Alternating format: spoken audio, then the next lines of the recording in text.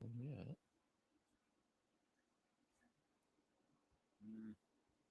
It takes a little while sometimes. Ah, we are live. Yeah, boy. We didn't even do a mic check yet. Check. I think I might have to adjust a little. Go adjust that the main feed camera like a little bit more this way. Let's go to Turn my hat forward because I got a feeling that this episode is gonna be like this. That's good. That's good. So I say bon. I'm gonna be a pure hater technically. Okay, I'm good with that. All right, mic check. Where we at? Mic check. Y'all good on my side? I hear you well. I hear wind. Casey, give me a mic check. Mic chest. Mic chest. Mic check. 1, 2, 3, 4. Good. Nick. Mic check. 1, 2, 3. Yeah, you good. Casey always seems to come out a little bit louder than us. Any comments on the TikTok? Yeah, it is. We're definitely a support talent. I don't know about all that. We ready to go?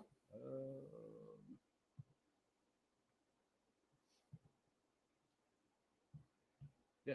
So, all right. What's up, y'all? It is the One More Round Studios Bayou Sports Group Chat podcast. Hope everybody is enjoying their Wednesday. Just beautiful weather out there, right?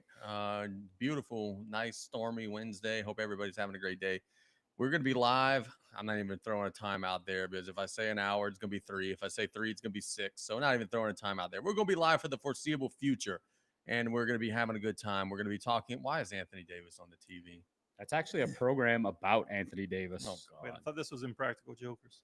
It kind of looks like it. He's got that vibe. Yeah. Anyway, I got sidetracked think there. it is. Yeah, it is I Impractical. saw Brian Quinn. Look, he's in the back. Yeah, 100%. What is he going to do? Sign a big contract and pretend like he's hurt? Jokes on y'all. Anyway. His whole career has been one big skit from Impractical Jokers. We're going to be talking about the NBA playoffs a lot to lead off today's show. I got some boxing things I'd like to bounce off the guys. We got Mod's mailbag. I'm sure we're going to dive into some other topics and some different things.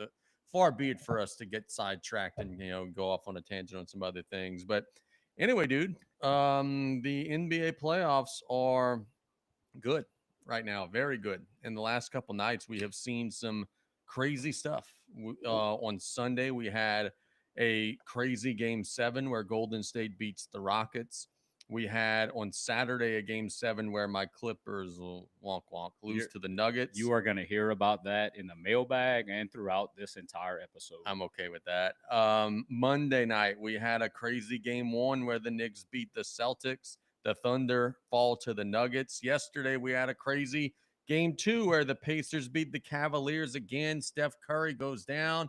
Gentlemen, I don't really have like a script or nothing. Just like, where do y'all want to start? The last 48, 72 hours have been insane in the NBA playoffs. And it feels like every night, like we're having like a WrestleMania finish where we're kicking out of finishers and we're having crazy things happen at the end. And boy, things are really heating up. A WrestleMania Saturday night, not necessarily the Sunday night version. No, this is when basketball kicks off, man. This is, that first round, you get a lot of different matchups where some teams are competitive against some teams that aren't. Well, we have one series, 2 series that went 7 games. Yep. And now you're going to look, you're looking at heavyweights. You're looking at a heavyweight bout where folks are coming out and want to win. Obviously, they're sniffing the finals. You got some big names going down. You got some big names not producing. I think right now the big deal is the wear and tear, and you saw it last night, or the lack of wear and tear. Maybe some rustiness in that T-Wolves Golden State matchup, where Golden State coming fresh off that 7-game series against the Rockets, going against the T-Wolves, who's coming off of a 4-1 demolishing of the Lakers. The T-Wolves didn't hit a 3-pointer until 8 minutes and 30 seconds left in the third quarter, and it comes from Naz Reid, which was kind of crazy. And then you got Draymond Green hitting multiple threes in the first half of that game. But the big story coming out of last night, aside on in that game, not necessarily the Cavs Pacers game, but Steph Curry nursing that injury, saying going to be out a week. That's going to be a tough injury to come back only a week. So let me ask you guys that. That's a great segue. are the Warriors cooked? Curry's out a week. They did win yesterday. Bought them maybe a little time. Okay, but let's do the math. Yesterday was May the 6th. Okay, so that means if he is out a week, that has him out the next 3 games. And hamstring, I don't know that he's going to be out just a week. So if he's out 10 days, then he's out the next 4 games. Gentlemen, I know that they got a little cushion last night. They won. But is this going to be something that ultimately ends their season? Come on, Nick. Give Buddy Hield some love. Give Buddy Hield some love. That's what I was about to say. You would think once Steph Curry goes down that the Warriors are done, but they do have playoff Jimmy on that team. Yeah, who has carried the Heats for the last 5 or 6 years or whatever it would be. And you do have Buddy Hield out there shooting lights out like he's back at Oklahoma. It's amazing. Every team, we talked about this before we hit record, every team has a former Pelican that just dominates. It's unbelievable. So Nick added that S. And look, I know we're going to be all over the place tonight. We did a tremendous amount of prep work. Hey, shout out to my wife Erin, who it's our anniversary today, 14 years. Hey, congrats, dude. I'm sure she's thrilled that Nick spending the night like this. Yeah, well, look, we prepped for that. So 2011 version of us, we were, and I'll put the picture up in the chat or on the actual post of this. We were shucking oysters in the bathroom of a hotel room. Yes, you could see the picture right there. But anyway, I was getting to that. Nick added that S. So in 2019, my Facebook memory says DTB, folks. Is it Hibbett or Hibbett's? Hibbett's for sure. It's definitely Hibbett's. What happened to that store? Didn't it just like close for COVID and just never reopen? That's what I thought. Yeah, I don't think it was an Ida thing. Was it? It was either Ida or it closed for a natural disaster and just never reopened. And we have a unscheduled guest joining us today from the library, Mr. John Curtis, Tommy Votto. Welcome, Tommy. Mic check, 3, 4. You a little low. You could turn yourself up a little bit. Well, I don't think you want to hear my kids, but I heard oyster shucking in bathroom, and that was my cue to enter. Tommy was definitely a part of that. Master oyster peeler right here in the Holiday Inn Express or wherever we stayed. How are you doing today, Bado? I'm all right, just loving this 5:00 p.m. in the middle of my 3 adolescent kids' bath time. Oh, God. I told this whole group. So, man, what's so chaotic at the Bado house at 5:00? I said, dude, it's bath time, like 24/7 at 5:00. Hey, so funny story. Being that Tommy's jumped on, and look, we're here for entertainment purposes, right? So the day of my wedding, we had a limousine bus booked that was going to come get us from that hotel in Houma. We decided that we did not want to go straight to the ceremony, and we tried to alter the contract. It was probably Tommy's first contract negotiation as a pre-attorney, and he failed. Yeah, of course he did.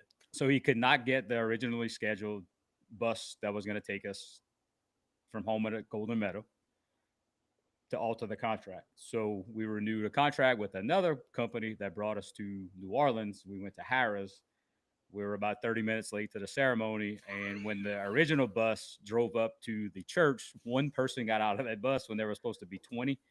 And then 30 minutes later, we all arrived in a falling out of a limousine. It's great times. Yeah, I just want to go on record. I didn't negotiate that original contract. No, but you couldn't get us out of it. I couldn't, so I handled it accordingly, and Bado's limousine service to the rescue. Yes. All right. If I had the I agree soundboard queued up, I'd have played that there. Tommy, I wanted to ask you this. I was actually showing this to the guys earlier. I just saw this link on ESPN.com. And you're our resident attorney, so you would know that. Like, Byron Scott is being accused of a sexual assault from 1987. Is there anything that could be done? Like, dude, that's 40 years ago. What's going on there? So a woman is suing former Lakers guard Byron Scott, accusing him of sexually assaulting her during a team event at her high school in 1987 when he was 26 and she was 15. It's a lawsuit, but there's no way he could get, like, arrested from this, right? So you put me on the spot because this is the first I'm hearing of this. I will say I'm not exactly sure of the laws of wherever he went to high school. I'm assuming it's California or something like that. Los Angeles, yeah. So I know that recently with the whole Me Too and the Catholic priests litigations, they did pass something that like bars statute of limitations on certain actions. So while my gut instinct is, hey, the time has passed, he cannot possibly get in trouble, there might be something over there in California that could potentially he could get in trouble for. But I don't think so. But I'll look into it further and maybe I'll get you a more clearer answer. It seems a little crazy. Yeah, let's put that on our to-do list for the next sidebar. I just saw that and I thought, you know what? I would love to ask an attorney about this. I know one. And then I called Thibodeau and he didn't answer. So I said, you know what? I'll call Tommy and You know what? I got you, dog. I'm messing with you, brother. Look, I was just asking the guys before you hopped on. I was asking them if the Warriors are done. Steph Curry's out a week at least. 3 games will pass in the next week. If he's out more than a week, anything more than a week, it'll be 4 games will pass. Buddy Hield played well last night, but the Wolves obviously going to have an opportunity to prepare for Curry out. Are the Warriors cooked, man? Without Steph Curry, yeah. I don't care how much you believe in the body system. He's been turning back the clock, but I don't see that team outlasting and Edwards and company without their commander in chief, so to speak. Yeah, I tend to agree. Gentlemen, any other opening thoughts from like the second round of the playoffs? Like it's like, for instance, tonight we got, and it's on the screen right now. Perfect segue, Ernie. The Knicks and the Celtics tonight. In just a couple minutes, the Nuggets and the Thunder. I think that the Celtics and the Thunder are going to be okay. I do think that the Cavs are in trouble. Do you guys agree with me on that one, or is it a situation where y'all think maybe one of those other big dogs is kind of going to get into a little bit of trouble here in the second round? Well, the Cavs are down 0-2. They right now, so I mean they are in serious trouble. 0-2, losing both your home games going to Indiana, so that's going to be tough for them. That ending was one of the wildest endings I've ever seen in NBA basketball. It's crazy, dude. 45 seconds left. They're down 7 points, and they come back and win. Everything that could go your way went their way. Everything that could not go the Cavs' way did not go that way. And dude, it's the second time they do that in the playoffs. They did the same thing to the Bucks. Like they were down like that against the Bucks when they closed them out. They're just not a finished game. It wasn't a Reggie Miller against the Knicks, but it was close. That was crazy. That's 2 teams that I really enjoy watch play. I think Tyrese Halliburton had a little bit of a Michael Jordan moment last night. The crowd was giving him a little grief about being overrated because I know apparently there are some players that have said he is overrated. So the overrated chant started. And then post game, he's like, there's no way I wasn't taking that shot. And I really like Donovan Mitchell. I think he's a hell of a player there. But the Cavs are missing 3 really strong pieces of their team right now. And look, last night, the Pacers played 11 players, and to play that many players in a playoff game, especially a second round playoff game, with the way they play, they're very Houston-ish. Going back to the college game, they're really they play hard. They put pressure last night. The Cavs had issues when they put that pressure on them, and obviously they were in enough shape. Donovan Mitchell was a little gassed at the end of the game, taking a little time when he got bumped to get up, and I think that was the difference in the game. But that's probably going to be the series that I'm looking forward to the most. I don't think the Cavs are going to just take that 0-2 and go home. I think they're going to get healthy and compete and probably even that up. Check this out. So we're in the second round right now. There's 4 series going on. Yep. The away team is undefeated, 5-0. Yeah, 5-0 out of all the series combined. The home team has not won a single game yet. I saw this morning that if you would have parlayed all 5 of those into one bet and you would have bet $100, you would have been looking at like 50 grand, because it's not only were they underdogs, they were all like 10+ point underdogs. And it's crazy. I think tonight we're going to get a chalk fest. I think the Celtics and the Thunder are going to win tonight, but who knows, man? Those road teams are rolling. So much for home court advantage. We just went through a March of one of the most boring NCAA tournaments, and who would have thought in May the NBA is the new March Madness? Yeah. No. Look, they're talking about it on TNT right now, and I got to ask you guys, what is going on? And Chop, I see your comments. I'm going to get to you in just a second. I'm going to let you guys tee off on me in just a second. What is going on with the 3-point situation in the NBA. Boston shot 97 field goals in game one against the Knicks. 60 of them were threes. The Wolves in the last 2 games have shot like 72 threes and have made like 15 of them. They're shooting some crazy low percentage. And the thing that frustrates me the most, guys, is not the fact that they're shooting them, because, you know, that's just kind of where the game is headed. But the thing that drives me the craziest is that guys are getting all the way to the rim and can make like uncontested layups and are giving those up to shoot threes. And fellas, I don't know, man. Maybe my math is wrong. Maybe I just am old school. Maybe I'm a prisoner of the moment. But I don't know that a contest or a wide open three is as good as a wide open layup. I'm taking the 2 all day long. These teams are not taking the 2, but good God Almighty, man, what are we doing? That's the MO right now. It's 3-ball or death, and it's disheartening. But you could blame that on one person, and he's out with a hamstring injury for a week, Right. and that has taken the game by storm. It's like chasing a dopamine high where you want the best thing possible at that moment, and once you hit that 3, the feeling that you get when you hit it, you chasing and chasing and chasing, and I guess that's just the way the game's going to be played from here on out until they create a 4-pointer, or you bring back the NBA Rock and Jock and you get that 25-pointer. That was pretty legit. So I asked Turtle this today, and I'm gonna ask you guys this same question. Back in the day, about 10, 12 years ago, when the defenses started getting smaller, the Dallas Cowboys said, we're going to draft a bunch of linemen. We're going to draft Ezekiel Elliott. We're going to run the ball a lot. Are we going to see a situation where a team is going to realize, and maybe I'm wrong, maybe I'm completely wrong. That's why I'm asking you guys this. Is there a situation where a team's going to convert a lot of these small forwards and power forwards into dudes who just eat up the paint, eat up the glass, and the 2-pointer is going to return? Or are we going to keep going in this direction when someday we're going to see the Celtics shoot 97 field goals and 80 of them are going to be 3-pointers? Like, are we going to go back in the other direction, or is this going to get worse before it gets better? That's a hell of a question right there, because you have teams that are built to be able to score in the paint, but the way the international game has been brought to the United States, that was an international thing. Yep. And Wemby's one of those guys, and Jokic and Luka, all them cats. That's all big guys that historically would have been dominating in the paint. You got a team like the T-Wolves with Naz Reid, who should be dominating inside. He's shooting 3-pointers. I think that's just the way the game has just been transitioned. I don't see anyone going away from that, because when you hot, there's no bigger momentum change than that. I could tell you just from Saturday, we're playing a really, really good team, really well-coached team, and uncharacteristic of us, we went down early. We were down 10-0. We probably missed 8 free throws. We probably missed 3 layups. And within 90 seconds of the second quarter, we were up 13-10. And we had 3 threes, and it was like automatically you're right back into the game. And I think it was 3 threes, whatever. My math's not mathing, but regardless, it's a big momentum type of shot. And when you could hit them, it's great, but you got to have that plan B. And right now, a lot of teams just don't have that. Yeah. What say you, Tommy? Are we going to change back to where the big guy in the paint is going to be a thing, or are we going to just continue to go further down this 3-point rabbit hole?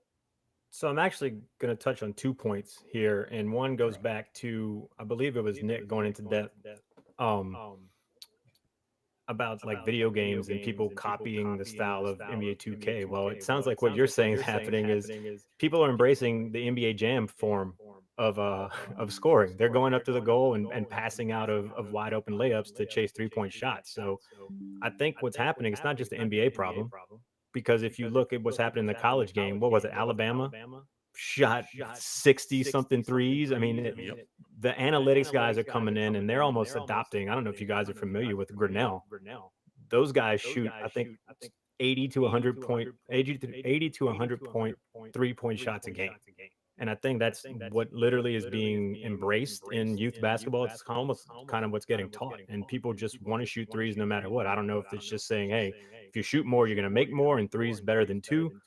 But I don't see this going away, because you could probably count the number of NBA teams on one hand that play 2 bigs. I know the Rockets were trying it for a little bit, if you want to count Şengün as a big, but they had him and Steven Adams. I mean, they get eaten alive by teams playing shooting guards at a 4. So I'm not sure what exactly is going on with either my mic or the NBA and the 3-point shooting. Yeah, So you just need the exact same setup you had last week because that worked. I do have the exact same one. So I don't know what's going on over there. Going on over there. There. I'll hang up and listen and call back. Let me see if it works. Yeah, there you go. Well, I now that Tommy's gone, How about bath time? oh, I'm about ready to get rinsed by you guys. I'm gonna go ahead and give you the floor. Saturday, I'm in Vinton, Louisiana, at Delta Downs. Beautiful place, by the way. And I am in the sports book watching my Clippers and the Nuggets, and I lasted all of about a quarter and a half. Clippers were winning by 5 at the end of the first quarter. Everything looked pretty good. Then everything just fell off a cliff, and Denver dominates the Clippers. My Clippers are gone. I owe Nick $10. By the way, I'm paying him in pennies. I just haven't had a chance to make it to the bank today because of the rain. And my guy James Harden, who look, the story on James Harden was he was a bad game 6 and game 7 player. Thought maybe he was going to shake that. Oh, so when it matters, he sucks. No, listen. Yeah, I'm about ready to agree with you guys. But I thought he was going to shake it because in game 6, he had 28 points and 6 rebounds and 8 assists. Like, he was good. He was good in game 6. So I'm thinking, like, all right, let's go. Game 7 looks like he doesn't give a crap at all. Not even attempting to score. He did have 13 assists in the game, but again, just was not being aggressive, was just being very passive. And the Nuggets just beat the crap out of the Clippers, and that was ugly. I don't have any defense for it. Harden just didn't play well, didn't attempt to play well. So go ahead, let me have it, Chop. I got you. Go ahead and start commenting. Make your jokes. The mailman who delivered the mail today has more rings than James Harden. Like, I get it, all that stuff. Go ahead. Chop was in the chat earlier, so yeah. Now's y'all 5 minutes of fame. Let me have it. So Casey, let me ask you this. I'm gonna turn this into we'll interview you. Good. So yeah, let's do it. The national pundits are saying that game 6, game 7 for Harden, he's historically one of the worst. I think we all believe that. Yep. Does he rather just be in the clubs? Playoff time really doesn't matter to him. Apparently, he was in an adult entertainment type of establishment prior to game 6, game 7, and then falls off the face of the earth when that happens. Do you think like he just doesn't care? Like, hey, look, I don't get paid anything extra. This is my regular season's over. I got my check, and I'm just moving forward. I don't think it's necessarily that so much as I think that he would prefer to be a distributor in those moments. And I don't think that he necessarily wants the ball so much, which is a shame because he's so freaking good with the ball that he probably should assert himself a little more. Look, I'll say this. He is not the reason they got blown out in game 7, but he is probably the biggest reason why they got blown out in game 7. He was not assertive. He only attempted 8 field goals. That's the least of anybody in their starting 5. That's embarrassing. You got to be more assertive. But I will also say this. If not for him, they don't even make the playoffs this year because Kawhi Leonard played 35 games or whatever. So if not for Harden carrying them to this point, they wouldn't even have been there at all. But to answer the game 6, game 7, I don't know. I really don't know. I don't know that it's like, oh, he's just going to the strip club because he does that all year. So like, why would it only happen late in the series? I think it's a he can't handle pressure thing. I think it's a he doesn't want to be in those moments kind of thing. But I can't just solely put it on, well, he's in the strip club because he's always in the strip club. Why does it only happen late in the series? I don't know. I really don't know the answer to that. I wish I did. So Chop said he's not going to give you any grief because he already has enough questions in the mailbag. So yeah, he does. I got an advanced copy of some of those questions. No, so look, the biggest thing for me, and I'm not a James Harden hater. I'm not a James Harden lover. Just I enjoy folks that play basketball the way he does, but not necessarily glued to him and what he does. But I was on my way home from travel ball tournament or travel ball day of games, and I may have looked at my phone on the way home, and I saw, hey, look, Clippers and Nuggets are playing. By the time I get home, it'll be a good fourth quarter. And when I got home, it was like 25-point game. I was all right, way to ruin the night. I'm with you. Yeah, I thought I was going to, especially after the first quarter when we were up by 5. I'm like, dude, I'm going to be running this sports book by the end of the night. Oh, yeah. Wasn't even in the sports book by the end. I was about to ask, did you finish the game? Oh, absolutely. I didn't even finish the first half. No. Now I'll say this. I actually hit on the only two things that I bet on in Game 7. I hit on my Michael Porter having over 10.5 points, and I hit the over for the total points in the game. So I was actually 2-0. But I mean, I don't even know if I cashed those tickets. Like, it made me want to vomit just looking at those tickets by the end of the night. Do you know those tickets go out? Was that? Like they expire. Oh yeah. I didn't know that. Yeah. I think it's 90 days after some of them. I tried to cash one, and I had it in my pocket for like 6 months. And how does that go out? Like I don't. I guess because they don't want to recoup their money. If there's one little loophole that they can get their money back, they're taking it. I agree with you, Chop. Harden is a better three-wheel, not a focal point. I actually agree with that. I think that he would want to be a distributor. But the problem is, when you average 36 points a game in one season, like, you're too good to be just that. Like, why are you settling for just that? That's my biggest gripe for sure. I have resigned myself to the fact that he's not going to win the championship, not as a best player. Maybe, he signs on as a sixth man when he's 40 years old and lucks into one. But I know that these jokes are going to linger with me forever, and he's never going to win a championship. I have resigned myself to that. I would love to see that if he wins one later in his career, just to have you have the upper hand on Chop for a little bit, because that dude is relentless. For sure. If he couldn't win one with Durant and Westbrook, he ain't winning one with Kawhi Leonard. Do y'all think that they would have eventually won one? Absolutely. Yeah, like if the Thunder wouldn't have been dumb and traded him to Houston and picked Serge Ibaka over him, they would have eventually won one, right? Yeah, definitely. That team was too good. The core was too good. Yeah. And they were all on rookie contract, or maybe Durant wasn't, but I think Westbrook and Harden were still on rookie contracts when Kevin Durant was making big money. Okay, now let me ask you this. This is another one that I lose sleep over all the time. We're up 3-2 on the Durant Warriors. Chris Paul gets hurt at the end of Game 5. Would we have beaten them and finished? But we almost beat them in Game 6 and Game 7 without Chris Paul. Like, would we have beaten them and won the championship? We would have certainly won the championship if we beat Golden State. We'd have been playing and then Cleveland. Kevin Durant would have been in the Los Angeles Clipper the next, or was it the Clippers? Houston. Houston Rockets. He would have been a Houston Rocket next year. He may be a Houston Rocket next year. He may be a Houston Rocket next year. We could maybe discuss some of that a little bit too. Tommy, do we have you? Probably.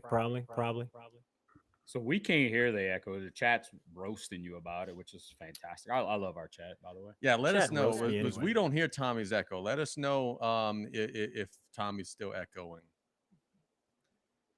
So I did see something that came out, and I don't know if it was a troll site or it was valid, but talking about Giannis possibly coming to New Orleans. Oh Lord, Must have been a troll site. poor guy. I think I kind of looked, and I felt like it was somebody with some validity. I don't know for sure, but Joey D, not our Joey D, the Pelicans Joey D, not a UConn fan, actively shopping Zion. I think that train has left the station, which is great for New Orleans. I didn't even realize that Joe Dumars could be called Joey D. Golly, that changes my whole perception of him. Good God Almighty. All right, yeah, fair enough. Zion, not going to be a Pelican next year, right? Nope. Joe Dumars said maybe, like he's open to it. Zion's not going to be. I mean, you just keep holding on to this guy, hoping that he's going to be what he's supposed to be, and he's not. Just it's time to move on from that. Turtle says, yeah. We kind of hear Tommy.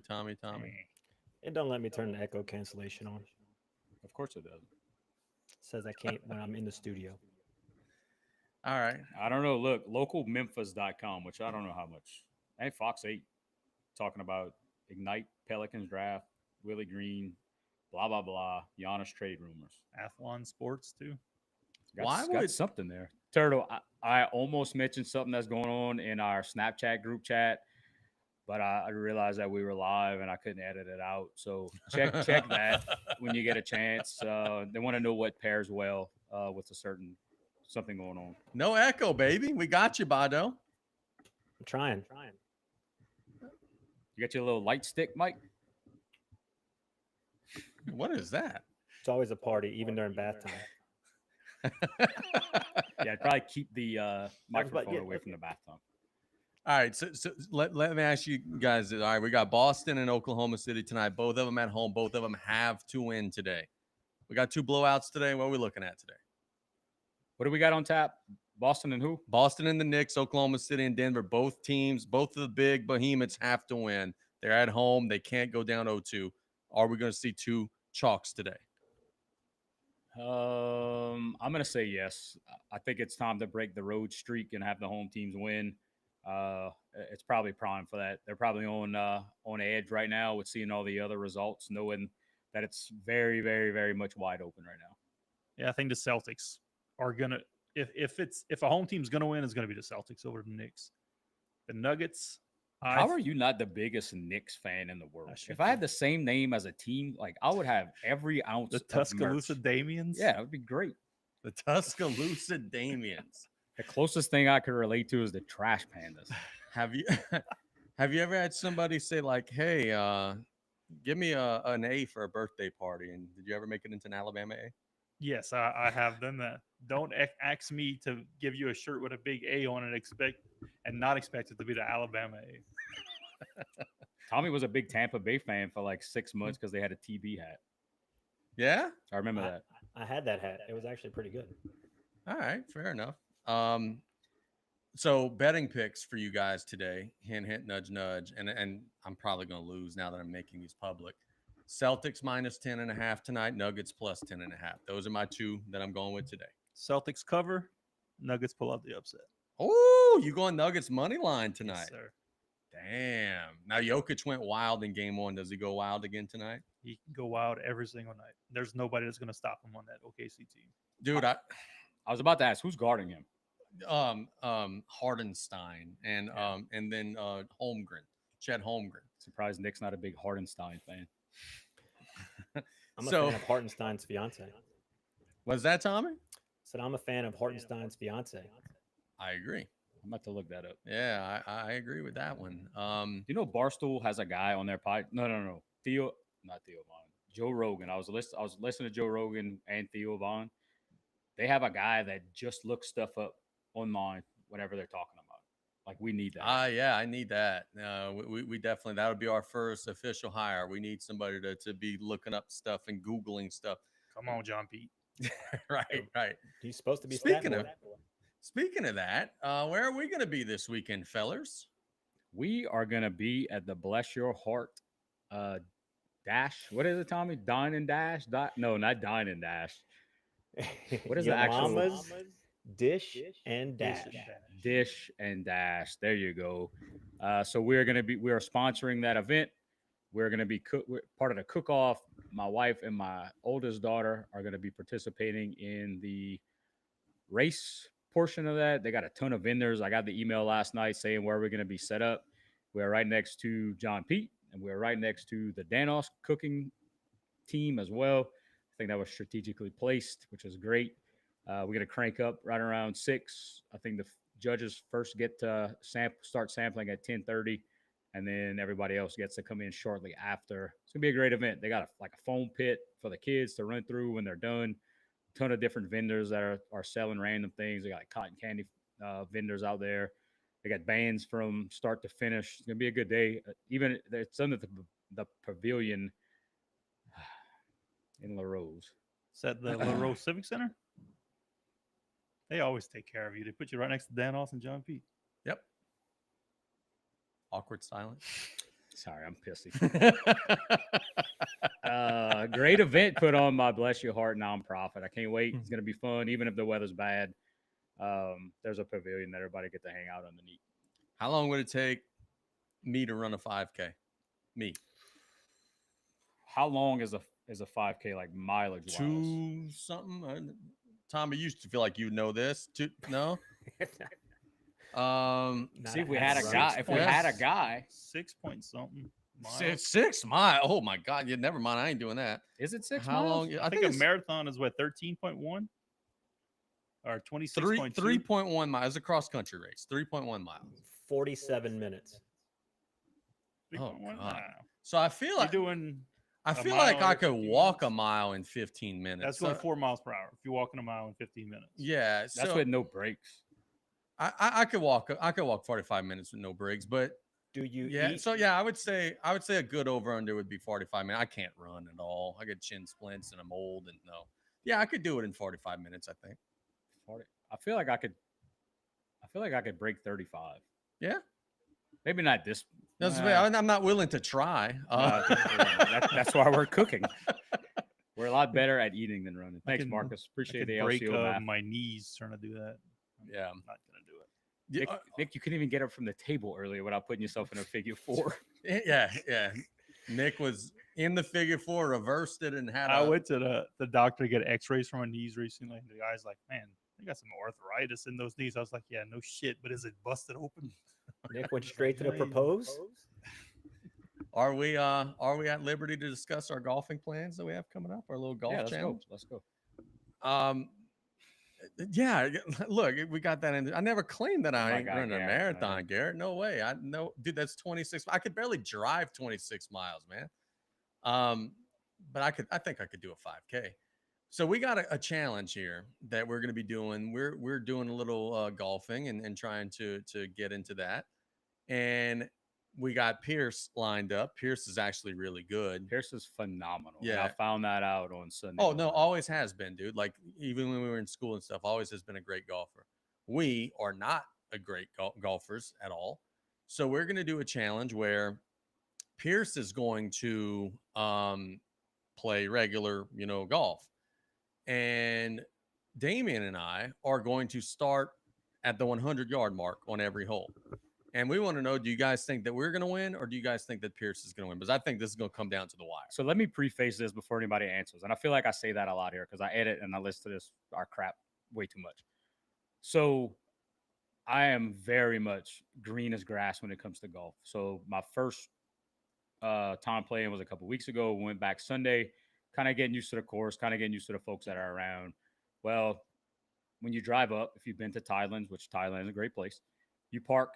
You go to the clubhouse, which is located on the left side of the parking lot. And then on the right side, there's these stalls that these big time members have that play a lot. And they have storage for golf carts, equipment, and whatever else. So we're all going to the clubhouse, paying our green fees, waiting on folks to show up. Some of them might have been 30 minutes late. So Pierce walks up, gets out of his vehicle and goes straight to the storage area. And I'm like, oh God, Here we go. We are in for it. And this guy pulls out all of his equipment. And I'm like, all right. So you know who was in the cart? It was me and Bruce Lee. That was who was sharing a cart together. Hey, Bruce ain't too bad though. He's not play Bruce, a little bit. Bruce is pretty good. Bruce could drive. The rest, so. And I'm not talking about the golf cart. Like he could actually drive like a golf ball. So at that point, I knew I was in for it. And then Pierce teed off, and I was like, "Oh, this dude's about to be bored." But we're pretty entertaining apparently on the links. Look, 100 on in. You keep a pitching wedge in my hands. I think I could make a 3 or a 4 pretty often. But Pierce also said no gimmies. That's a problem because, dude, I can't putt worth of crap. So I'm gonna miss some 2-footers. So do like you and I get to play like a scramble? If so, I mean, that would I be think great. we'd be all right. That's the one thing I could do. I could finish inside of 5-6 feet. So I was wondering, Pierce, and you could tell me if you think this is cool. I was thinking, why don't we make this bigger? And I had floated even the idea, why don't we get Jude LaBeouf, the South Lafourche signee, involved? Then y'all two can make a scramble team against us. Now, if Pierce has a partner in a scramble, he's shooting real low. So that puts the pressure on us to, actually have a pulse. But yeah, man, let's get full of love. Not full of love. Let's get no, we don't want to mess with full love. He's gonna shoot 10 under. Let's get LaBeouf involved here and make it a scramble. So Pierce in the chat says throw a snake in there. It's a crapshoot. Yeah, so we may have had some snake issues. I did see some social media photos. You guys did have some snake issues. Hey, look, I don't know if there was a snake. The snake was never harmed. I think the snake was bleeding before it got to us, and somebody decided to hook it with their iron, throw it in the air, and I was underneath the snake for a good period of time while it was in the air, and I have blood all over my cool white hat. Oh, that sounds horrible. Blood? But it's like a war wound now. Yeah, I feel you. Good. So Pierce is in. That's some content we'll be getting on as soon as we can. So I watch a lot of YouTube golf content. Have you ever gotten to that rabbit hole watching like yeah. Grant Horvat and all that? Oh, dude, that's all day long. Bryson DeChambeau, yeah, that's my late night stuff. All of my algorithms right now are golf, and I've spent way too much money in the past 2 weeks on a game that I'm absolutely terrible at, but would like to get better. Yeah, Nick, are you a golfer? You play a little bit? No. You gonna come watch the? I'll definitely go watch that. So you want to be the cameraman? I could drive a golf cart and Nick, not a boat. I'm telling you, I texted Nick after we got home. I was like, bro, you should have came play. Nick and I used to go to the driving range a good bit. Nick I recently went to what's the thing in Baton Rouge? The Top Golf. Top Golf, and I suck. I can hit the ball straight, but you don't suck. It's not going more than about 150. And you would be right on par. Yeah, I was about to say that sounds like a dream. If you hit the ball 100 yards straight, not with Pearson with a driver. I don't know how my pitching wedge game was terrible. Was on point that one time that we played that little pitching wedge game. That's not real golf in the garage. Okay, I'll give it a shot. I'm telling you, you need to come. It's a blast. If I shoot par my first try, you know. I mean, do you like to hit things, and do you like to drink beer and drive? Absolutely, right. That's what it is, pretty much. Is there an equivalent in golf of shooting a half court shot backwards? Let's say if so, Nick's gonna find a way to excel at it. We could find out. we could definitely find out. Pierce says hole-in-one challenge over the Golden Meadow Bridge. Ugh. Hey Pierce, as soon as that Golden Meadow Bridge is operational, we're gonna go put a hole in the middle of it and play some putt off the middle. True story. Now that the statute of limitations, Tommy, close your ears here. You're my attorney. I don't know that you need to be hearing this.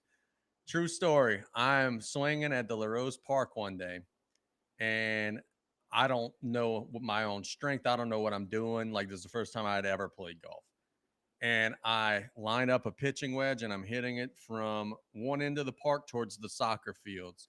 I should have gone north-south. I went east-west.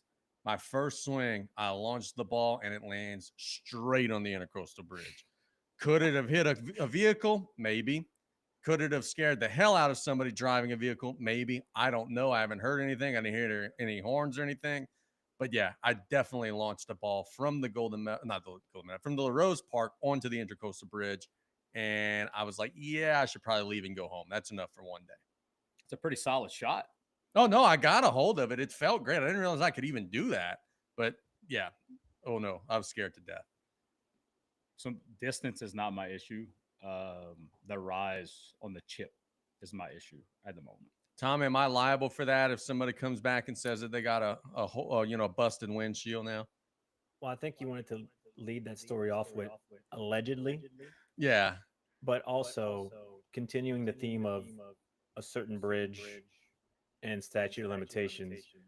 You'll notice that around the years 2000s, early 2000s, they put up fences on each side of the said bridge. And now you could draw your own conclusions on that about said bridge. Fair enough. Fair enough, Counselor. A lot of people are benefiting from the statute of limitations and various things going off or onto that bridge. And here I am thinking the fence was for folks throwing things out of their cars onto the ground, and now I got a different look on that.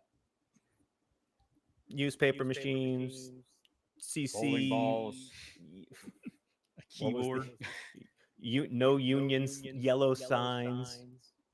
Things happen. Fair and very specific answers. Oh, in the chat right now, Keg St. Pierre is in here. Yeah, what's up, Keg? He asked, which bridge opens first, Golden Meadow Bridge or Bird Bridge? And we got breaking news here.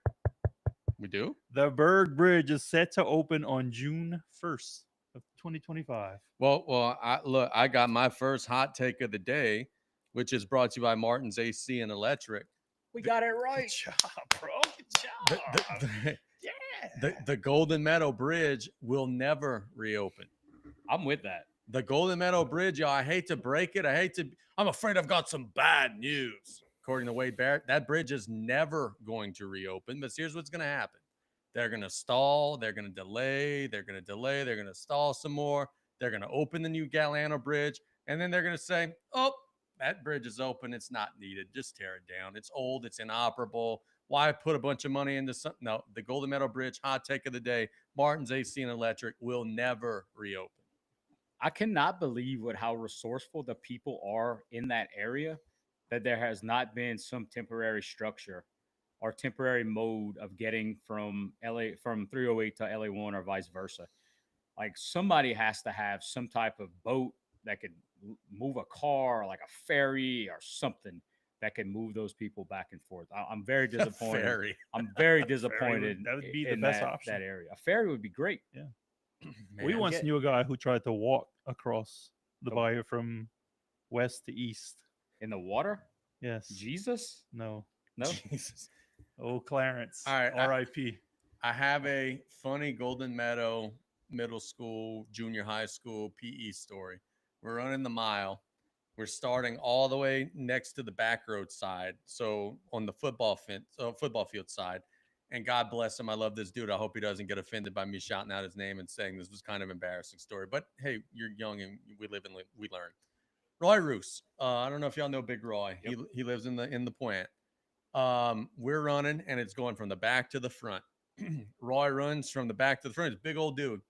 He gets to the front, says, "How many more times we got to do this?"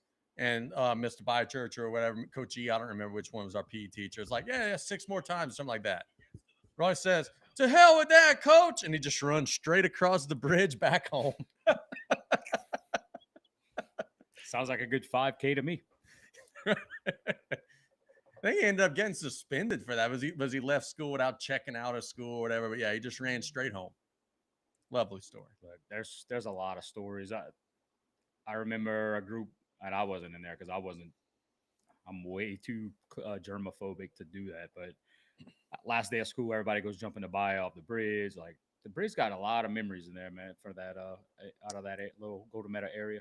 Sure does. All this talk about ferries reminds me of a basketball game I went to once too. Y'all remember that? I don't remember the exact story, but I remember the term being thrown around very, very loosely.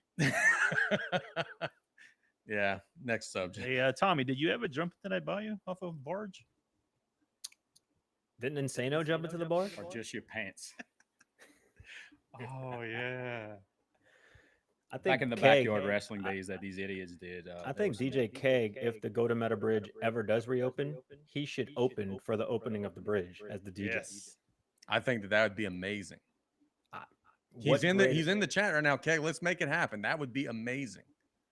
I will Keg's no big pay for content. him. Better Call Bado sponsor, or actually Group Chat Podcast sponsored Keg opening for the opening of the bridge. Keg is a Trojan, bro. Yeah, he is kind of a Central Lafourche guy now. He hasn't gone further bruh, south than Happy Bex. Games in the last 10 years. You got to pay Keg to come down the bayou now. Well, to be fair, if the fear is that Nick may show up if he's down the bayou, Keg, I'm with you, bro. Because when Nick and Keg are together and Keg's performing, it's bad news for Keg. And Pedro players. Yes. Oh, this episode is Keg way said off he the will do rails. it. He said, I will do the grand opening. Yes. LOL. Hell yeah. You know what HAS stands for? He encountered hell. I don't Justin even. Kegable. Oh, Nick snorted. Yes. This is a terrible episode, but this is hilarious. Yeah. Oh man. Are y'all ready to talk about boxing? Yeah, I think it's time for that next step. So I'm in the casino this weekend and I'm watching pay-per-view boxing and I'm thinking, like, shouldn't these dudes actually be punching? And I'm watching Canelo Alvarez get a win over the weekend. And sure enough, my instincts were right. That was the fewest punches thrown in a 12-round bout since CompuBox has existed for more than 40 years. And then the night before that, I'm watching who was it? The Garcia lose to Romero, and ain't nobody wanted to throw hands in that fight either. So my question to you guys is man, like, why do these guys even take these fights if they have no interest in fighting? Is it just self-preservation? Like, what is it? Because like Canelo even said after, like, I'm sorry, y'all, like this was not fun. This was not entertaining. And the guy just ran for the whole 12 rounds. So my question is, why even take the fight? Oh, I know the answer. It's money. You got paid a lot to run, but why even take the fight if you have no interest at all in like competing. So specifically speaking about Canelo and Skull, I believe the last name was pronounced Scull. I don't think it was on Canelo. I really think it was on Skull. He just wanted to run. He was happy to be here. He got his paycheck, and he knew that if he engaged with Canelo, that Canelo would knock him out. I think he understood that. Sometimes in boxing, there are quote unquote silent agreements where you may not say it out loud, but hey, look, I'm going to just carry you here and just go from there. But no, that was both of those fights. Even the Devin, I think Devin Haney as well. That was another one that that was just complete trash. Go ahead, Nick. Your beard looks great. That was just complete trash. But the greatest thing about the weekend, all three Snooze Fest fights, is that we have officially signed Canelo and Terrence Crawford for September 12th. Yes. We having a little TikTok issue. Yeah, we had a little. They thought we were robots. We work like robots. 100%. Nick, you think AI is going to take over the entry-level workforce within the next 15 years? Everything. Okay, here's my question. Look at this. Let's go back to the Canelo thing real quick. Go ahead. Okay, so what do you do when a boxer runs the whole fight as the opponent? What do? You try to cut the ring You off? cut the ring off. He did not cut the ring off at all. The dude Historically, he has not. But he's like a anaconda. Like he just kind of surrounds you and just eats punches and then just dishes out more. Can you choke out an anaconda? But he didn't cut the ring off at all, and the guy just ran. And I mean, you could blame this guy for just wanting to run the whole time, but I know it was a tune-up fight and he wanted to get some rounds in, but he didn't bother trying to cut off the ring at all. And okay, so a guy in the sports book that claimed to be this big boxing whiz, and I don't even know him from the Man on the Moon. He said the reason why he wasn't pressing the action is because he kept saying September's going to come around soon. He's got that fight September 12th with Crawford. Was he just saving his body, knowing that in September it's on? No. You got more than enough time to recover. You got a guy that can't crack an egg. There was nothing in front of him. The guy just ran. Again, historically, this is a bad habit. Historically, Canelo has not cut the ring off extremely well. He's done well with fighters that like to either try to outbox him or bang right in front of him. Garrett got a question to Chaz. Garcia trying to bait Haney to run it back, giving him false confidence. Ryan Garcia is not the type of guy that's going to lose a fight on purpose. He was there. He was right in front of his opponent. He got tagged and he lost, and I'm happy for it. Casey and I talked about it on the radio a couple of weeks ago. I think Garcia's kind of tarnished his name with what he did, 100%. but he's still going to get those fights. Maybe not that high level, especially now that he's taking that L. And maybe that wasn't quite expected. what's up with Garcia? He's nuts. He's nuts. Like, dude, in the immediate aftermath after like the drug suspension, he was on social media just like I thought crazy. I thought he was at risk to like crazy. kill himself. Honestly, like he was doing some really Like, weird stuff. I understand the Muhammad Ali. You want to be the outspoken guy. You want to draw attention to yourself. You want to get put in big money fights, and you want to dodge a draft. Like you want to sell. Like you want to sell fights. You want to sell yourself. But this dude's just nuts. Yeah. And like I don't know what. Like didn't he have like some kind of big elaborate thing that he was kidnapped or something? And then he was like, I was just kidding. Yeah, dude. He had, and also he had every excuse under the book for why he tested positive. Like, oh, I ate a steak that was like I mean, he came up with so many different schemes for why he tested positive. Like, you doped, bro. Like, just admit it and take your suspension, which he ended up doing. But now it feels like his career's out of whack. I mean, he loses his next fight. That ain't any good. Hey, real quick, Casey, before we jump off of boxing, so May 31st. I don't want to give them the wrong date. If you hear that in the background, that's an advertisement. Just for the record, that last weekend of boxing, Friday, Saturday, and Sunday was complete trash. Oh, well, yeah, it was awful. It set the boxing game back probably. You got to have 30 some years. Look, man, you got to have some heavyweights in there. You got to be able to have them big dogs in there. So look, May 31st, which is actually Echo Tommy's birthday, pro boxing at the Metro nightclub in New Orleans, put on by Devin McGovern.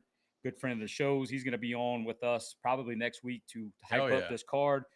Victor Hernandez, we got him lined up as well. He's going to be the main event. No opponents for any of these guys have been released, but it's going to be an awesome night of fights. The Metro is a great venue. It's kind of small. I think that's actually where Tommy got married at. It's not small for a wedding. It's small for a boxing event, Yeah. but you kind of right on top of the action. You got Garrett, the Lion Payton, who actually lost his last fight in a pretty big upset. And I wish we had this podcast back when those fights happened in Gretna, because there were two upsets that we could have really, really talked about, because it was kind of unprecedented. Marcus McDaniel lost to a guy that had an upside down record, and so did Garrett Payton. Fought a big heavyweight, kind of bigger than him, and just kind of laid back. But Garrett Payton comes from the prison boxing system. He's got a ton of fans that follow him. He's in kind of a really exciting style. Also, Jacob Yamamoto, he's another guy that's undefeated. Junior Marciano, MMA guy. Sheldon Volaton, like younger guy. I think he's like 19 years old. Smaller weight class. Pro already? Yeah, he could go. Delvin McKinley, not sure about his background. Brian Flores and Cody Thunder Ziegler going to be in the house on that night. So May 31st, pro boxing in New Orleans at the Metropolitan Nightclub. Shout out our boy Mike Arbara. Hopefully he could get us some close tickets. Good I stuff. think he's the GM over there. Good stuff. Hey, really quick. Early thoughts. We've got until September to break this down. Canelo or Crawford? Who would y'all say is the favorite? I'm not picking against Canelo. As And I'm much not as picking against Crawford. as much as I love Bud Crawford, I am not picking against him. I'm going to FanDuel right now and seeing who that, but I know that there's going to be an early line. I'm going to see who they favor. I'm guessing, and I haven't looked. I'm guessing it's going to be Canelo minus 160. I mean, that's purely a guess. Hey, so while you pulling that up, Brandon said in the chat, Big Chief Boxing is having their grand opening in Raceland on Saturday. Morgan Fitch runs that gym. Brandon, you ain't got to break down Morgan Fitch to us, man. Morgan Fitch, big time friend of the show. Yep. Morgan was a long time undefeated pro boxer from Houma, Raceland area, moved out to Pennsylvania to train under Tommy Yankella, who was one of the best trainers in the country. Great individual. Morgan's son, I believe, plays for Central Lafourche. Biddy, I think he was an All-American. Morgan runs a great program in Raceland. Dude's been in the game for quite a long time, and he also was on one of the Contender shows back when it was on. I didn't know that. ESPN. Yeah, I mean, I know one of the the boxing later seasons, but That's cool. Morgan Fitch, great guy. He's a guy that we could definitely have on, talk about his program and talk about his professional career. I bet you we could get him here in house if we really tried hard enough. So to answer that question, Canelo Alvarez minus 210, Bud Crawford plus 162. So not a huge spread, but figure if you're betting $100 on Canelo, you're getting only 50 back. So he's a pretty strong favorite. Not a huge favorite, but he is a pretty strong favorite to beat Crawford. Take a dog. Taking the dog. Canelo. I think Canelo's going to beat him. 2-1. We got to put a wager on that. Yeah, we're going to have to come up with something, and we might even be able to figure out a way by September to do some sort of watch along or something during the fight. If we could do that without getting thrown off of social media or whatever it may be. So my last question on the boxing side is, we had 3 premier fights with some of the best fighters in the world this weekend, and they were all snooze fest, like hugging and running. And gentlemen, I know that, it's easy for a boxing purist to say, oh man, them Paul brothers, shame on them. What are they doing? But you don't see this stuff in their fights, though their fights may be rigged, but they at least try to fight. Is this that crap that we got this weekend with Canelo? Is that the reason why YouTube boxing has taken off? Styles make fights. You probably heard that a million times, but if you got the right 2, you almost guaranteed a great product. If you have one of the 2, you almost guaranteed absolute shit. And that's just the way boxing is. That's the way most fights are in general, and even on the MMA side. It just happens, man. And look, Canelo's getting up in age, so he's not going to be that same fighter he was at 20 or 21, where he's really pressing the action and really looking for that knockout. That's just what happens. But that is a reason that boxing, that and the decisions that are made by the judges in some of these fights maybe they're not watching or turning in scorecards prior to the bout starting. That's what makes and continues to have that black eye in boxing. So I think, like, I'm a Mayweather guy. I think you are as well, right? Mayweather guy? You Oh, like absolutely. Nick Mayweather guy? Okay, so now let me ask you this, and I think we would all agree, and it's just being objective and being fair. Floyd fought baby Canelo very early, pre-prime Canelo. Prime Floyd versus prime Canelo, who wins? Prime Floyd. Yeah, that Yeah. Prime Floyd. There's only one person in the history of boxing that could rival Prime Floyd, and that's Prime Roy Jones. They both had a lot of the same intangibles. I think Roy Jones was probably a little more fancy, took a lot more risk than Mayweather, but I think Mayweather's only been hurt twice in his career. I could remember Zab Judah and maybe Shane Mosley. Yeah, Shane Mosley. Those beat are him the up two there. fights. And then he had that one draw against Castillo, but then in the return bout, just destroyed him.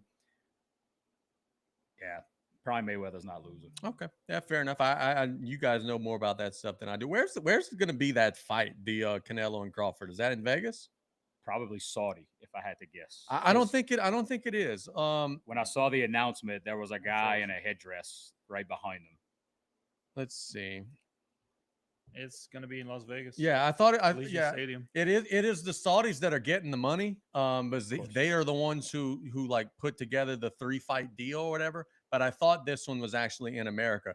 I do think the rematch, because I think they're already setting up a rematch. I do think the second fight would be in Saudi if there is a second fight. Is there a tariff on boxing yet? Good question. Sorry, Nick. Hey, Brandon, shout out Drew making that third grade flash team, man. I seen your boy play. That dude could go. I'm glad to have him as part of our organization. Are we ready for a Richie Mott's mailbag? Yeah, always. We're an hour Always in. ready. Might need an hour already. Yeah, we're an hour in, baby. I told you we'd be having a good time. Boston is crushing the Knicks, 16-4. My over's not looking very good, but my Boston -10 lock that I gave you guys at the beginning of the show looking pretty good.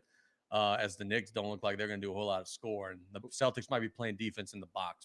Who's the big lumberjack 40 right here, white boy? Lumberjack white boy. Cornette. Jim? James Z. Cornette, baby. Does he order extra mayo? God damn. That is the most entertaining person in the entire world. That's the only person that is a bigger hater than me. He hates everything. Former Pelican Josh Hart makes the 3. There's one on every team. Drew Holiday on this Celtic team also. All right, boys. I need you to text me the questions that we like to roll with. You should have it. Where we got it in the it should be in the group chat. All right, let me see. This is the Richie Mott's mailbag. So Mott said he was gonna officially sponsor us. That check hasn't come in the mail yet. Surprise, surprise. I don't have no questions there, T-boy. Bro, do you want an Android? Oh, no. I got it. It's on me and Nick's. I was looking in the one with Bado. Yeah, you can't look in that one. He's got an Android. Fair enough. It doesn't sin. Fair enough. So, all right. So the first question that we got from Tyrus, this is an interesting question. On a scale of Mike Rowe's Dirty Jobs to Real Housewives of Atlanta, how scripted is this year's NBA playoffs? Gentlemen, how scripted are this year's NBA playoffs? I would like to think it's not scripted, but this has been the greatest playoffs ever. Magnus in the rim?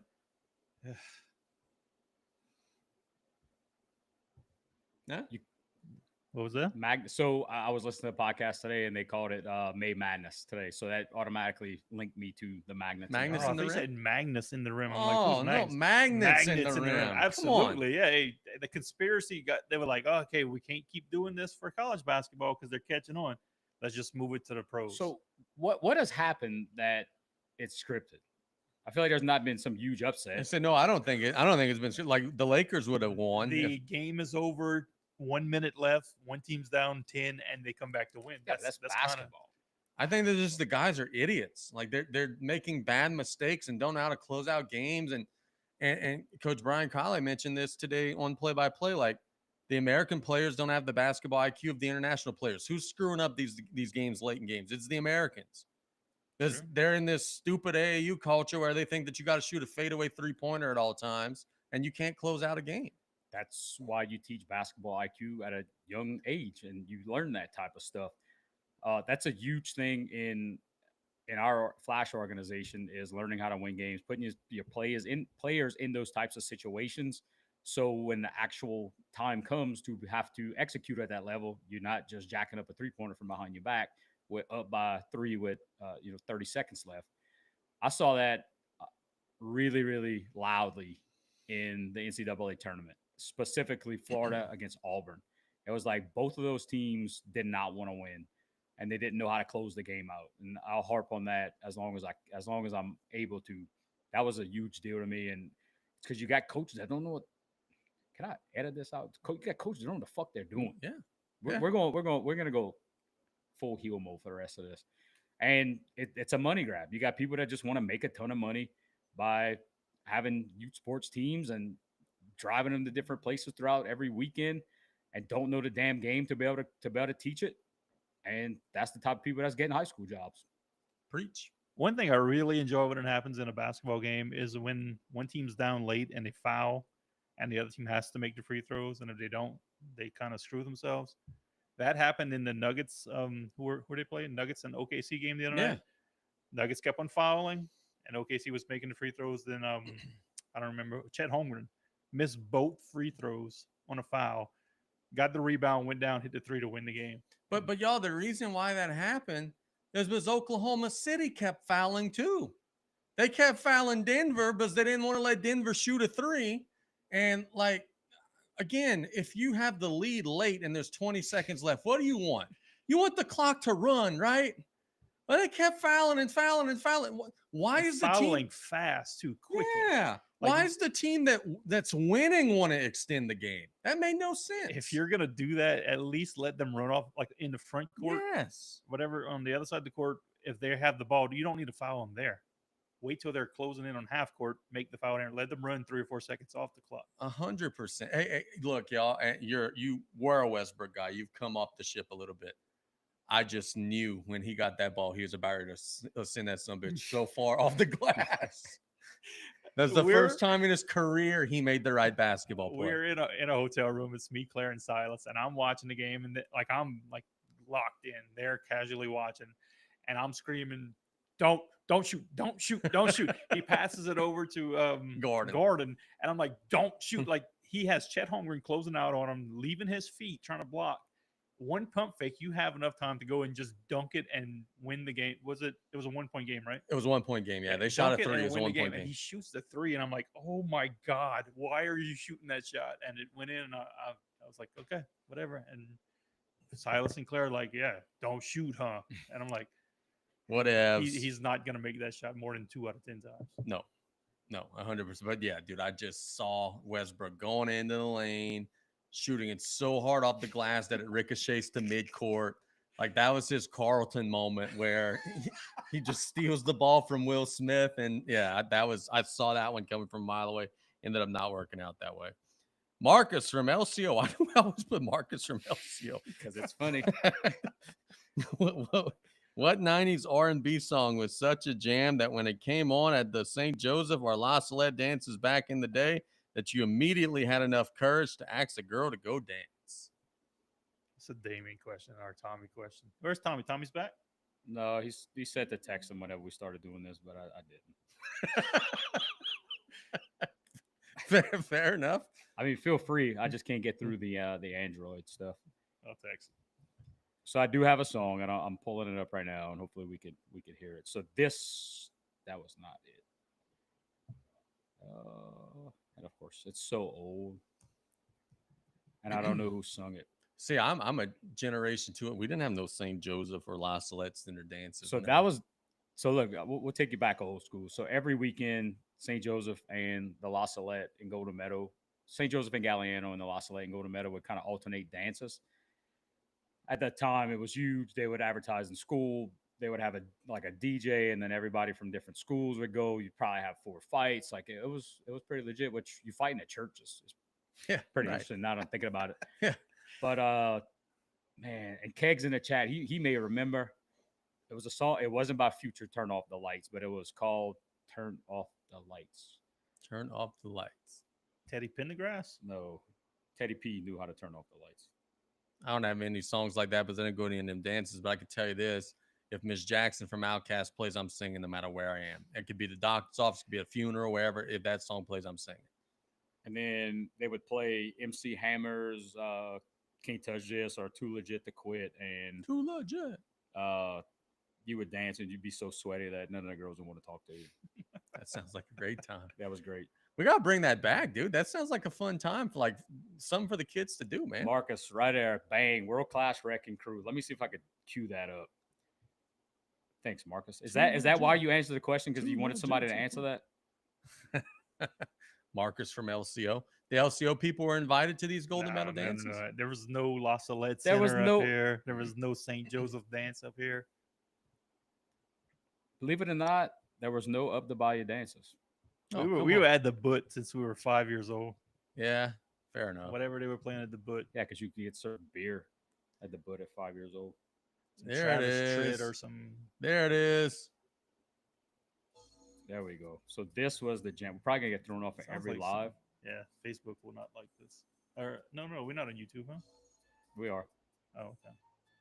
We'll just get one ding. See That's okay. Mustang Mike just come. What? Seemed like some Mustang Mike would come out. This there. was the jam. Damien, I have never heard this song in my life.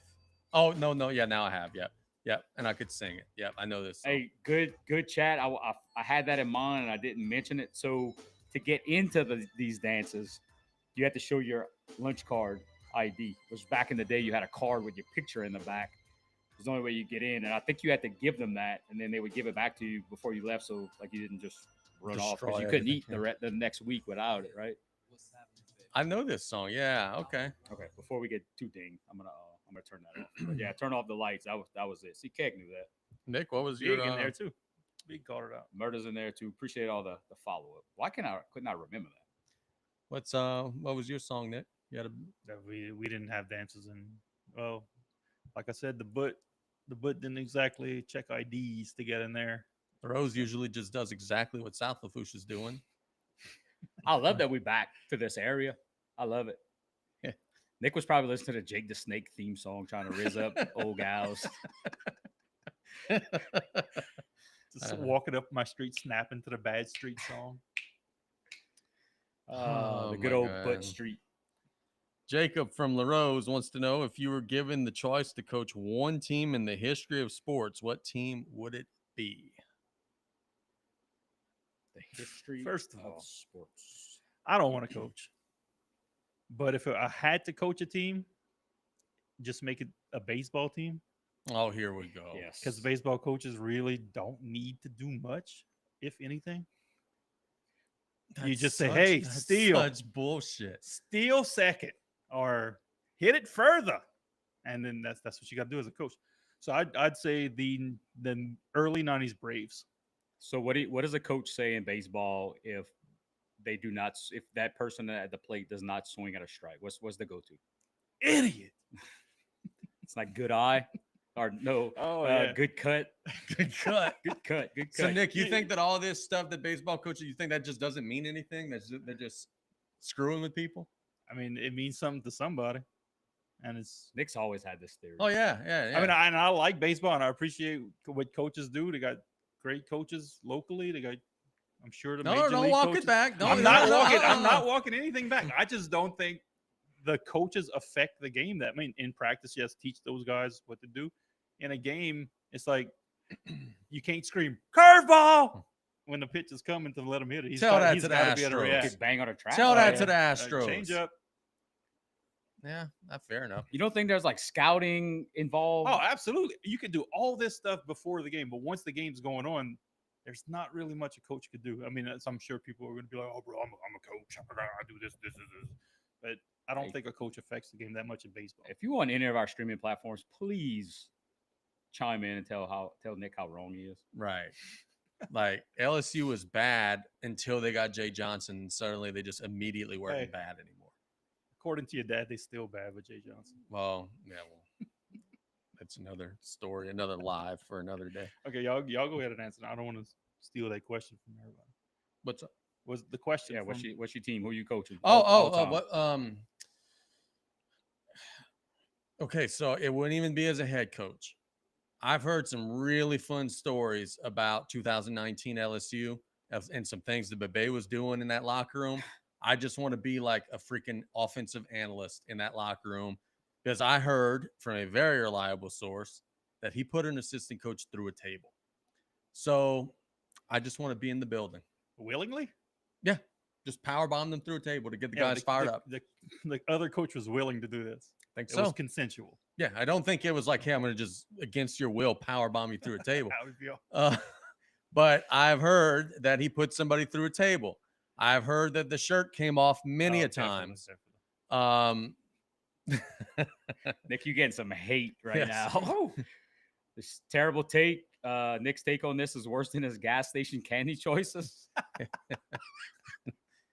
So what team you got, D?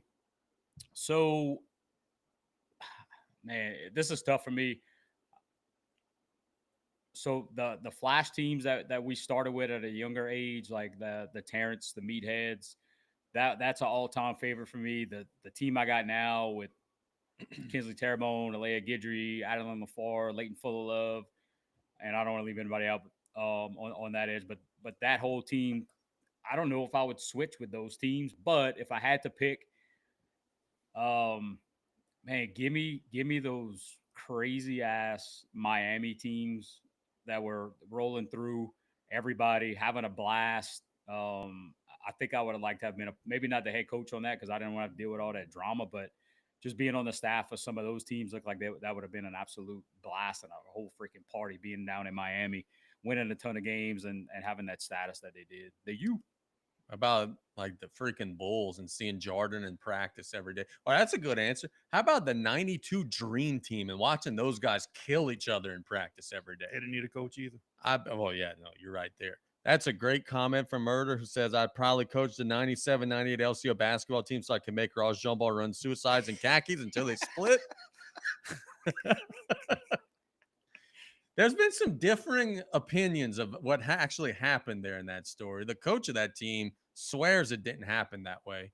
I don't know if we could believe he or the person who, apparently had their khakis get split. I could tell you there's a lot of stories that a lot of people have a lot of commonalities in those stories that one person does not think happened.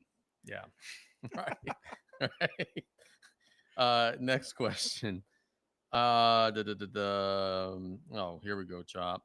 In your opinion, what is easier to fold, a fitted sheet or James Harden playing in Game 7? Fitted sheets are pretty tough now. I think Harden would be a little easier to fold in Game 7. Yeah, I got to give you that one, Chop. I've never folded a fitted sheet before in my life. Just crumple it up. Chop said, thanks for taking my question and God bless. Can you edit this out? We could edit out anything. Go fuck yourself, Chop. Listen, so I found that our outtakes from Nick's little game were hilarious. So I'm going to edit that out, but I am also going to probably post some outtakes from every single episode we do. I'm cool with that. We didn't get a lot of buzz on that, but I got a lot of conversation with folks about that have watched that. So, yeah. Fair enough. We'll go with what works.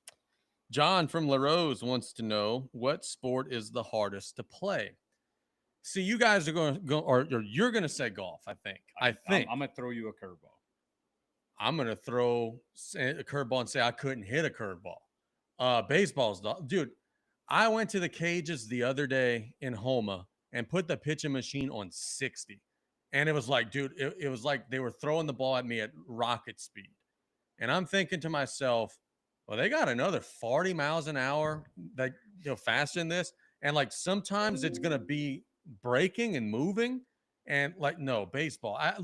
I can make a 3-pointer sometimes. I could hit a golf ball straight sometimes. I could throw and catch a football sometimes. I could never hit a 100-mile-an-hour fastball. Baseball's the hardest to play. I am right there with you. You are trying to hit a ball that is hard with a stick going, and that ball is traveling at you at a tremendous rate of speed, and it would take everything in me just to stay in the batter's box. There's no way that if I'm facing Paul Skeens that I'm making contact one time out of 100 ever. You could put me up there with a tree trunk and I could try to bunt and he could probably still hit the catcher's mitt every single time. Yeah, I'm with you on that one. Yeah, I agree with Richie Mott style. I agree with all of y'all. All of y'all. So hardest sport to play, easiest sport to coach. Right. Exactly. Okay. But I mean, golf would be another answer. But while you're standing there hitting a golf ball, there's not the possibility of a 100 miles an hour golf ball coming right at you that you Oh, got to you'd worry be surprised. about, depending on who you play with, I guess. But like you're sitting in the batter's box, and you know that it's going to be hard to hit it. First of all, and then second, you got the possibility of you getting your head taken off by a fastball. So, yeah, And dude, like hitting a baseball from. Here's the thing, like just the way that I'm wired as a person, like baseball is a sport that even if you're good at it, you're gonna like not get on base 7 out of 10 times. And like I like to be good all the time. So like even that's a sport of failure. It's gonna be, can you fail less than the other? Like just mentally, it's such a mental sport. It would drive me crazy even if I were good at it. But not to mention the fact that like, I never would get a hit on Paul Skeens. I never would get a hit on even a guy who's throwing 90, much less 100. So yeah, that no way. So I played 2 years of like Dixie Youth or whatever it was called, and let's just say I had 40 at bats. I probably got 2 hits and 30 walks because I figured I'm gonna get on base. These dudes can't throw strikes, so I'm just gonna take that and just kind of go with it. But so Pierce just hit on something that that I wanted to talk about as well. You talked about in golf not getting hit. Well, we let some folks play through this week because we had 6 of us and they only had 4. Bruce and I were standing pretty far off to the side. Somehow Bruce and I were partnered up in the cart, and there was a shag ball that I saw the dimples coming at me, and I guess just I don't know. I guess just instinct. I didn't have enough time to say, Bruce, move. And I kind of dodged to the side. And luckily, nobody could hit Bruce Lee in the face, neither can a golf ball. So he didn't get hit either, but it was a hilarious time.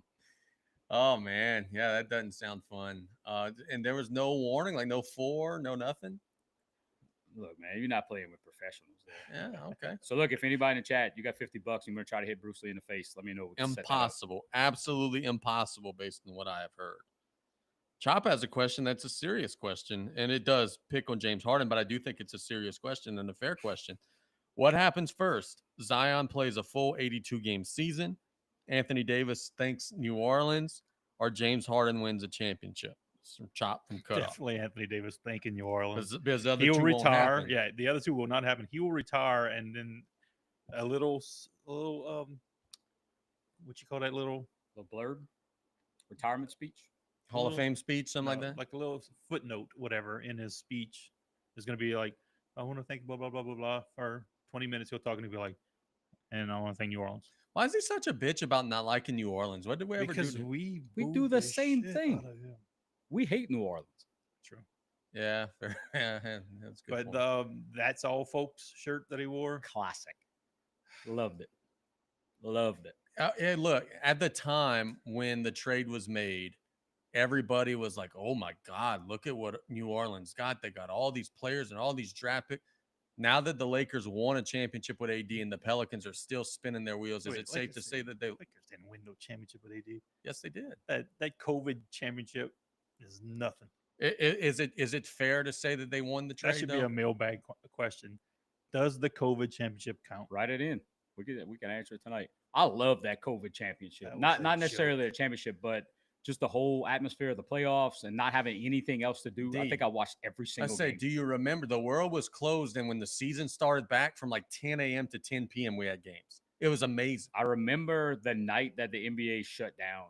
I was coming home from practice or something, and I'm ADHD, so I have a problem with transitioning, doing one thing to another. So I was sitting in my car at the time, listening to radio, and then I heard the Kings and something else, whatever else game got canceled. I'm like, is this serious? Yep. And then the next couple of days, like the entire world shut down. But look, hot take, Martin's AC and electrical. We getting that right tonight. Hell yeah. Hot take for me today is as soon as Zion gets traded, he's going to play a full season. Yeah. So I'm going with that. That's going to happen first. I don't know if it'll be like 82, but I think we could stretch it and be like 79. It's like he's going to have a day where he's like nobody plays 82 anymore. But I think even Chop would be willing to accept that he would play a full season without getting hurt. He's going to play the minimum required games to be eligible for whatever awards. Yeah, I think that would be acceptable. Nobody plays 82 anymore. But yeah, I'm with you. As soon as he leaves New Orleans, The hamstrings are going to be good. He's going to look like the Ultimate Warrior, not like King Kong Bundy. Like all of that stuff is going to go out the window, and he's going to be ready to roll. So Nick, you said Anthony Davis. Yeah, definitely. The other two ain't happening. Not a chance. I'm going to go with Damian. I think it's going to be Zion, because I think that Zion's going to get traded this offseason, and I think that he's about ready to like be good, like Buddy Hield, like Josh Hart, like Julius Randle, like everybody that's in the playoffs right now. He's about to be good. Speaking of hating, I just got a Yahoo Sports alert. How does Commanders quarterback Jaden Daniels plan to avoid becoming the latest rookie of the year to regress in year 2? Why are we hating on him already? He's going to beat everybody's He's a ass this year, stud. just like he did the year before, and just like he did at LSU. Jaden Daniels is a stud, an absolute stud. Shame on Brian Kelly for losing 3 games with him. Oh, bro, That was his nuts defense. bus. You got to blame the defense for that one. What defense? Yeah, no There was kidding. nothing that year. Garrett just asked me in text. He said, "Who takes it in football this year? South Lafourche or Central Lafourche?" Garrett, I love you, brother. I know that you got a kid that plays for the Trojans. We coming for that ass this year. We should have beat them last year. We got everything back. South Lafourche at home this year is going to beat Central Lafourche. I feel like we took a turn in this podcast, which I think is going to be terrible for our image, but better for our views. So it'll be great. Yeah, I'm good with that. But on all seriousness, Tarpon football, I think, is going to be really good this year. They got everything back just about. BJ's super excited, and I think it's going to be a good year. I think that They got a pretty good offensive line, too. Got some dudes, man. They're going to be trained up over the summer, too. Yeah, thanks to Tommy. So who's our QB? Josh Mack. He's back? Yep. The Mac is back. Return of Meathead in Mac. the backfield, Dre Hughes in the backfield, Terrence at wide receiver, Jarvis at wide receiver. Yeah, So pretty much the same offense that we had last year. we got some dudes, Our man. offensive, who we lost on the offensive line because we got Bennett and Maurice Delot, but they still got Georges, Carter Kale, and Sawyer, which that ain't a bad 3 to start with. So yeah, I think Tarpon's gonna be all right. What local restaurant would you bring back? And the Popeyes buffet doesn't count. That's from Cody from Galliano. How do you automatically exclude the Popeyes buffet? I don't know. That feels a little unfair. I did delete something in that question because I thought that would be my answer. So he meant like old school DTB restaurants. Kirby's was the GOAT, man. You left that place smelling like grease for a week. The roast beefs were fantastic. I could walk there. It was awesome. Kirby's gets my vote. That's a tough one. It is a tough one. It is a very tough one. Pals, LaRose. The chicken? Used to frequent that place because that was my buddy Ross's mom's place. But I'd have to go with the what's the place? Cajun Twist in Cutoff. The green building? No, the one right Cajun across the Twist bayou in Cutoff. Wait, what? Bro. Not the one next to the Galliana Bridge? No, there was one. It was also, where's Marcus in the chat? He would know. It was a Cajun something, and then it was the Cajun Twist. Country Kitchen or something like that, and then it was Cajun Twist. So you just listed like 4 places. But it was the same thing. It was the same building that changed the name. It was Cajun Twist 2 at one point and Country Kitchen at one point. So it was so good they just went through multiple owners. It was good for me. Other people probably hated it. That's why they had to go through multiple owners. But still, I liked it. Dude, this just goes to show how much of a heel as a person I am. I read this question in the chat, and my answer, by the way, is Chiquitas because I live in the street. So same thing like you guys, like just location. It would have been so Aaron's easy. in the chat. Big Country T? Kitchen. The anniversary girl. Oh, Aaron. I thought you said Terrence. I was about to say, what Big T's not doing? Why he's not football practice? Yeah, that's how Aaron and I spent our anniversary. She answers chat messages. Thanks. She is in the chat. Yes, we're right there. So yeah, Chiquitas for me.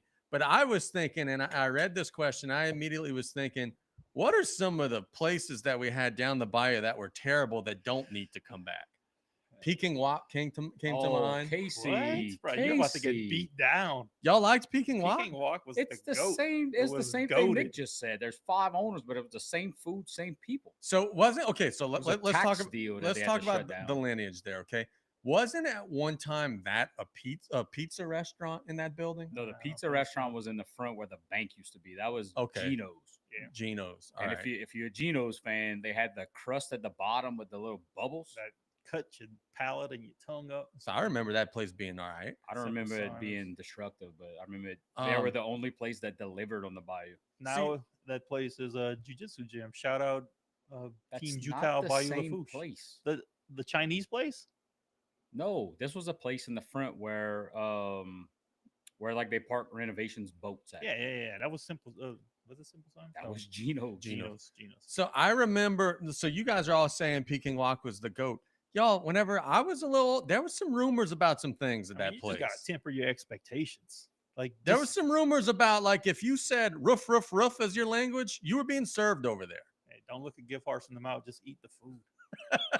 It's good stuff. Nick, that reminds me of us eating at that. I believe it wasn't. It's not Zydeco's. It's something in the Hyatt by the Superdome on the second Oh, floor. the t-shirt meat. Nick and I got this. I guess charcuterie type of platter, and we didn't really know what everything was. Apparently, one of them was cow tongue.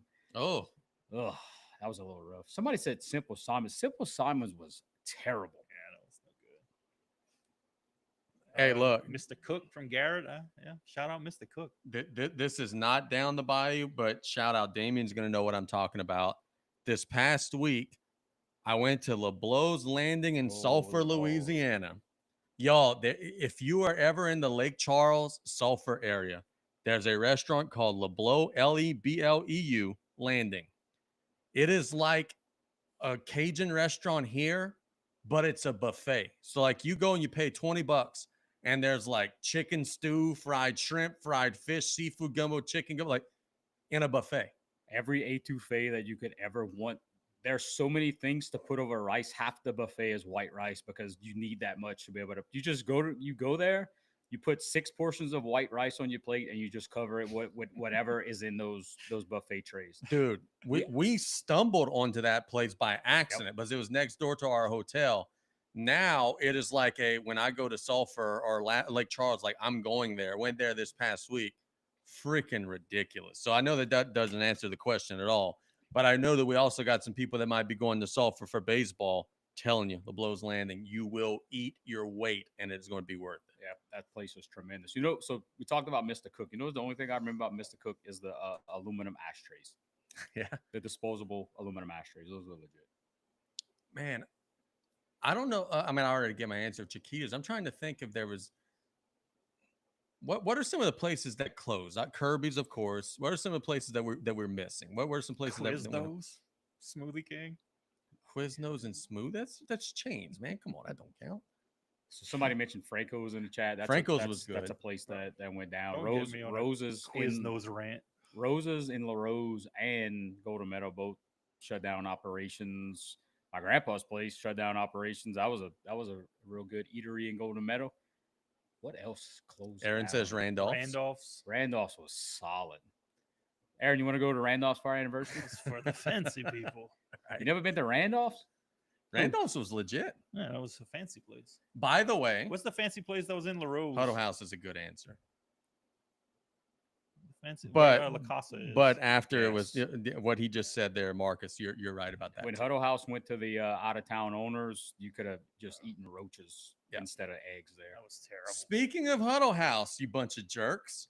Everybody was making fun of me a couple weeks ago. Oh, Wendy's is never coming down the bayou. The guy that wrote that newspaper story is a clown. Well, we got an update on that. Wendy's is coming down the bayou. Thank you very much. The guy I think won't- you guys owe me an apology. The guy won't come on the podcast. Yeah, No? I asked him. I'll believe it when I see it So what opens first? or hear it on The here. Golden Meadow Bridge Wendy's. or Wendy's? Wendy's. Because I already told you the Golden Meadow Bridge is not opening. I don't think Wendy's is open. either. A solid answer by my wife, who's spending her anniversary with me here. Leeville Seafood Restaurant. Leeville Seafood is, yeah, that's legit. Oh, that yeah, was- yeah. So That's a shame what happened to that place. random story. So Brad Boyd hosted a camp at the Cutoff Youth Center, and he brought in a lot of folks from UL, some guys that had played international ball. And he texted me and said, D, where we need to go eat? Said, come with me. So me and Kim ended up going with him and like 10, 6'10" basketball players. And I guarantee you with the food that was ordered, the bill had to be over $1,000. Like they loved that place. And like the first thing after the Leeville Seafood Restaurant got destroyed or whatever Brad's like, man, I can't believe that place is gone. He said, I'll never forget that place. That was one of the last places in our area that you had the owner that was always sitting at that back Yep. table. That was pretty cool. Hey, look, is this just a me thing, or is it are you guys with me that I am a dude that like I like to eat breakfast food for lunch and dinner. Like I could go somewhere and get an omelet for like supper. Is Do that you- just a me Do thing? you Or, dress up when you eat breakfast? For Gotta, dinner? you gotta. Like in a What? tuxedo? now I know there's a story behind this that I don't know anything Where's about. Kev? Kev's not in the chat. No, I don't think he is. No, I could do breakfast for every meal. Like I go to Sonic and I get the breakfast sandwich no matter what time of the day. They do that? Oh yeah. It's always on the menu. And by the way, while we're talking Sonic, that new smashed up burger that's legit, dude. Have you had that? Yep. I had That's that. good as shit, man. That's real good. I actually had that on Sunday. That was Gyro and Murder actually all got that at different times after we played golf for 7 hours on Sunday. 7 hours to get through it, huh? We took our time. Fair enough. Jesus. Was it Christ. 9 or 18 y'all played? 18. Okay. TYD's breakfast burritos. Those were a hit for our fishing group. That's no longer there. I don't believe that. Where was that at? That was in Leeville. What was the Leeville gas station? That's not there anymore. Oh man. TYD's. I don't know. It was something before that. Yeah. I know exactly where you're talking about. I don't remember what it was called. I know exactly. Man, we get off on this food stuff, the food tangents, big time. Y'all ready to talk about some Tarpon basketball? Ooh. Name your all-time starting five from South Lafourche High School basketball and the sixth man. This is from Pierce. I clarified with Pierce, does the person have to be free from the penal system to be eligible? And he said it doesn't matter. So take that for what you will. Your all-time starting five, South Lafourche High School basketball and a sixth man. Nick's over there jotting some notes. Are you ready? Do you have your I'm- five? I'm gonna go last. I'm still You're going to go working on it. last? I'm jotting notes as well. All right, I thought about it, so I could go first. Clarence Moore, Brandon Daniels, Ross Schwest, Trevor Crosby, Josh Danos. That's my five. Josh Danos was a stud. Yes, He's yeah. still in the record Shout books out of my the boy Sun Trevor. Kiss shootout. That's my five. My sixth man, current player, Terrence Petrie, because he's a winner. Terrence wouldn't have to score a whole lot on that team because of all the scores, but he'd be the dude willing to take the charges and do all that stuff. Terrence makes any team that he's on better. That would be my five plus the sixth man. And Terrence might end up starting because one of my starters might be unavailable at times because of some issues that he has going on currently. The chat. Bobby Lynn's was the restaurant. Bobby Lynn's, yep. slash Yep, gas 1,000%. station in Leeville. Okay, I'll go. Are you ready to go, Damien, or I'll go? Go ahead. Okay. Mine's pretty similar to Casey's. At point guard, I got my nephew, Terrence Petrie. Shout out. Big Not T. Not gonna say our street name, but shout out our street. Like you literally have people coming to your shop every single day, and you shout worried out about Fleur de Lis Lane. where you live. At shooting guard, I got Ross West. Yep. One of the goats. At small forward, this is might be a hot take, but I don't know if it's the best option, but it's one that I'd like to see. Is Bo O'Quinn? Yeah, At small I can see forward. that. Give me Brandon Daniels at power forward, and Mo at center. Six man, Rusty Barn. All right. If we take more out and So let me go mine because I don't have him in there. all right, go ahead. Yeah. So I'm gonna stay status quo here. Nick, you didn't have Ross West in there? Yeah, he did. Yeah, Okay. shooting guard. So I have one different in here. So I'm gonna save him for last so we could argue. So Ross West, Mm-hmm. I'm going Bo O'Quinn, I'm going Josh Danos, I'm going BJ Daniels. I think that's about right. So rounding out my top five is gonna be Caden Sheremy. Okay. Caden Sheremy was an Oh, absolute yeah. That dude was beast. a dog. Yeah, he was. And then I'm going with Terrence as well. He may not have all the skins on the wall that a lot of these He folks will. have, but he's not done yet. Yeah. District MVP and just tremendous human being, tremendous player, and does all those little things that you need to get done. You have all those scorers. You need somebody that doesn't have to score 1,000,000 points a game. Just makes everybody on the court better. Look, Terrence Petrie's story. This is a true story. He's 6 years old. We're having biddy practice, all-stars practice. During the Christmas holiday, he has the flu.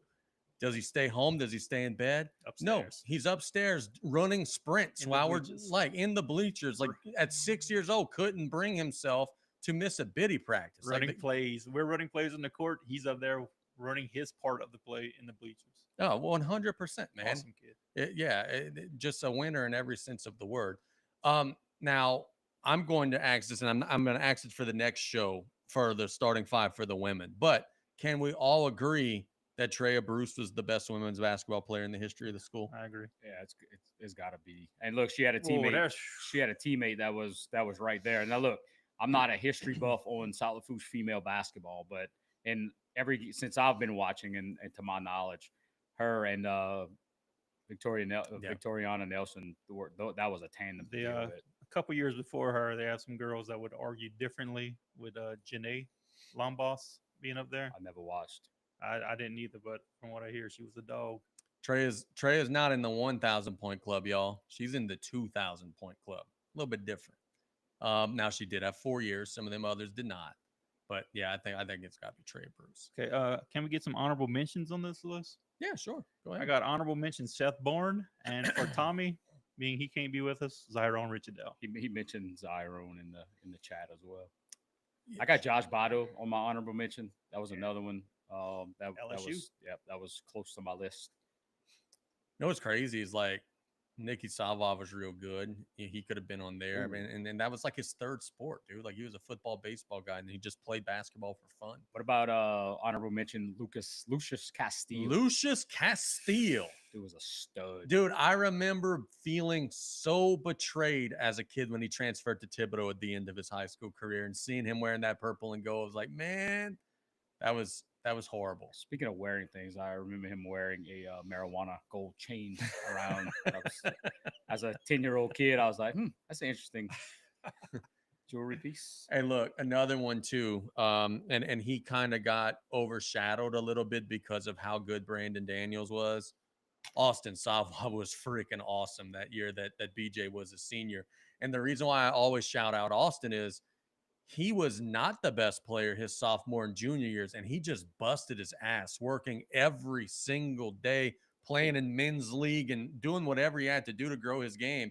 Without him, that senior year when BJ was just a junior, that team would not have won 20-plus games, would not have gotten a home playoff game. Austin Savva, to me, very, very underrated. What about this era? And this is somebody that could have been in my top 5 pretty easily, but the name kind of went away.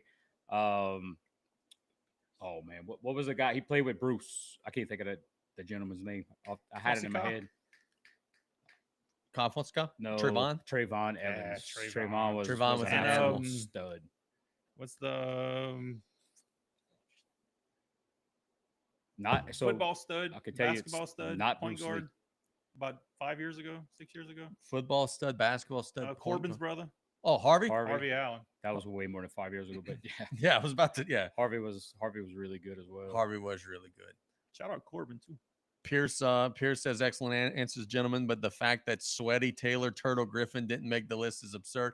Turtle would only make the list on his own list. He has that one game against Ellender that he likes to tell us about, which, by the way, Brian and I found the newspaper clipping of that. It is true. He did score 30 points in a game against Ellender. We had long debated. Oh, yeah. Yeah, and Ellender was number 1 team in the state. I didn't know you could fill it up like He that. went to the House of Pain and said, "This is my house now, baby. This is the House of Turtle today." Scored 30 points in a tournament game. Tournament games don't count. Yeah, fair enough. Hey. It's how does Don't- shout out don't for sell Turtle Tree short. Lee? I have Tree not Lee heard was a that stud name. football player. Oh, I yeah. don't care what anybody says. The dude was like 4 feet tall and can run a 40 in 3 seconds. Garrett asked about top 10 or top 5 South Lafourche football players. Garrett, Yeah. put that in the question for Yeah, next week. that's We'll definitely something for definitely next get on that. Bebe's gonna make that list, I would think. Nikki's got to make that list. My father-in-law on that list. Yeah. Honestly, yeah, it's for real. That's a. You know what's crazy is that those boys that are playing now are rewriting the record books every year because the 70s and the 80s they didn't throw the ball at all. Right. Like Terrence is already the all-time leading As receiver a in junior, he broke yeah, as in a the junior. history of the school. Just goes to show that back in the day, man, it was 3 yards and a cloud of dust, and crazy. We got another chat comment or text comment. Ryan Leday, he's got to be in that discussion. I don't know if I've watched him play enough to be able to make an accurate reading on that, but definitely from what I hear. Pierce says drop 30, then dropped a triple dipper at Chili's. Hashtag my goat. Oh, poor We're Turtle. picking on Turtle and he's not here to defend himself. Remember when Turtles, this is my Turtle story. At Damien's house, he's playing the guitar on the broom. B, after we get done with the parade, we're planning this mythical wrestling show that was never going to happen with Travis as our promoter. Travis is our promoter. Why Travis was our promoter, I don't know. Travis Abear. So Turtle says, yeah, I could wrestle. I could work a 10-minute match. And Damien and Nick are telling him, dude, like 10 minutes is a lot, bro. Like, dude, y'all don't like, you don't understand. 10 minutes of ring time is a lot. So Turtle gets this idea of trying to show these guys up and prove to them he can work a 10-minute match. He takes a bump off of Damien's porch. So he just says, man, dude, look, I'm gonna take a bump off the porch. Is that gonna show you? Well, these two guys are like, oh yeah, Turtle. Yeah, if you do that, that's gonna show us a lot, wanting to see him kill himself. So he takes the flat back bump straight off of the porch. That's my Turtle story for the day, 100%. Jeez, there's so many Turtle stories. That same night, he marked out, not to use too much wrestling terminology, but he marked out because he met C Murda of the Sigmas. So that was an eventful day. And that was Mardi Gras at my house. We talked about that last week. Apparently, you just got to be ready for anything for Mardi Gras. Has there and ever... John Wells is in the chat here. John knows all too well about Mardi Gras at my house. John, shout out for John's secret sauce that she provides for Mardi Gras, which is fantastic. Has there ever been a time that, like, let's say somebody was like playing Pedro and got spooked out by you guys' presence? Oh yeah, that's a goat story. Travis. Oh, Travis. Coach Kale was livid. It was at Gloucester. That's I couldn't think of the name. So you guys want to tell a story? So Damien and Nick are playing Travis Abear and Coach Kale in Pedro. And anybody who knows Coach Kale would know, and God bless him, I love him. There ain't no such thing as a fun game, ever, in anything. Like, you be playing rock, paper, scissors. If he loses, he's going to need a minute, but he's going to have to collect himself. Travis knows that these guys are YouTube stars or whatever. YouTube. Didn't know. Not you talking about these guys. That's Nick. I had nothing to do with that. All right. Well, Travis knows that this guy is. No, he didn't know. At some point of the game, it was brought to his attention that I was from these guys, from the YouTube stuff. Right, like in the middle of like a 50 to 50, the entire tone changed. Couldn't concentrate on the game, asking a million questions, throwing Pedros at the wrong time, rapid fire questions, like not playing his cards. Brian Colley's on the other side of the table, losing his turning mind. Purple, and me and Damien are dying laughing because we just Travis 14, focus 14-0 every hand. Travis, pay attention. He couldn't do it. He was starstruck and could not. He had his head in his phone, looking at the videos, laughing, and just kind of staring at. And y'all weren't doing anything to egg it on, to be fair. Right? How many pounds of Whoppers did you eat that weekend? Jeez. They just keep on putting out the candy, and that was a good time. Shout out to R.I.P. Miss Corinne Gidger. She was an unbelievable woman. Great time. Corinne Gidger. We had a great time in Gloucester. I also got a firework shot of me while sleeping that weekend. There's also a good picture of you doing the sports corner with Travis in the background. That not wearing any clothes. Yeah. So people tell me all the time, this is the truth. People tell me all the time, Casey, why are you like, how could you be so poised doing radio in the middle of a rowdy gym, in the middle of because I've had a dude's dong behind me while I was doing radio before. Literally. I thought this was going to be one of our worst episodes because sports is not going crazy right now. This has turned into the GOAT. I'm doing the sports corner, minding my own business. Hey, good morning to everyone in Southeast. Oh, it's Travis dong behind me. How about we go out for the football state championships? Man. Oh, man. And we stay out till God knows what time. No, we. Y'all know my wuss ass ain't staying out. I went back to the room immediately. I think I was with you. So Casey travels with all the radio equipment.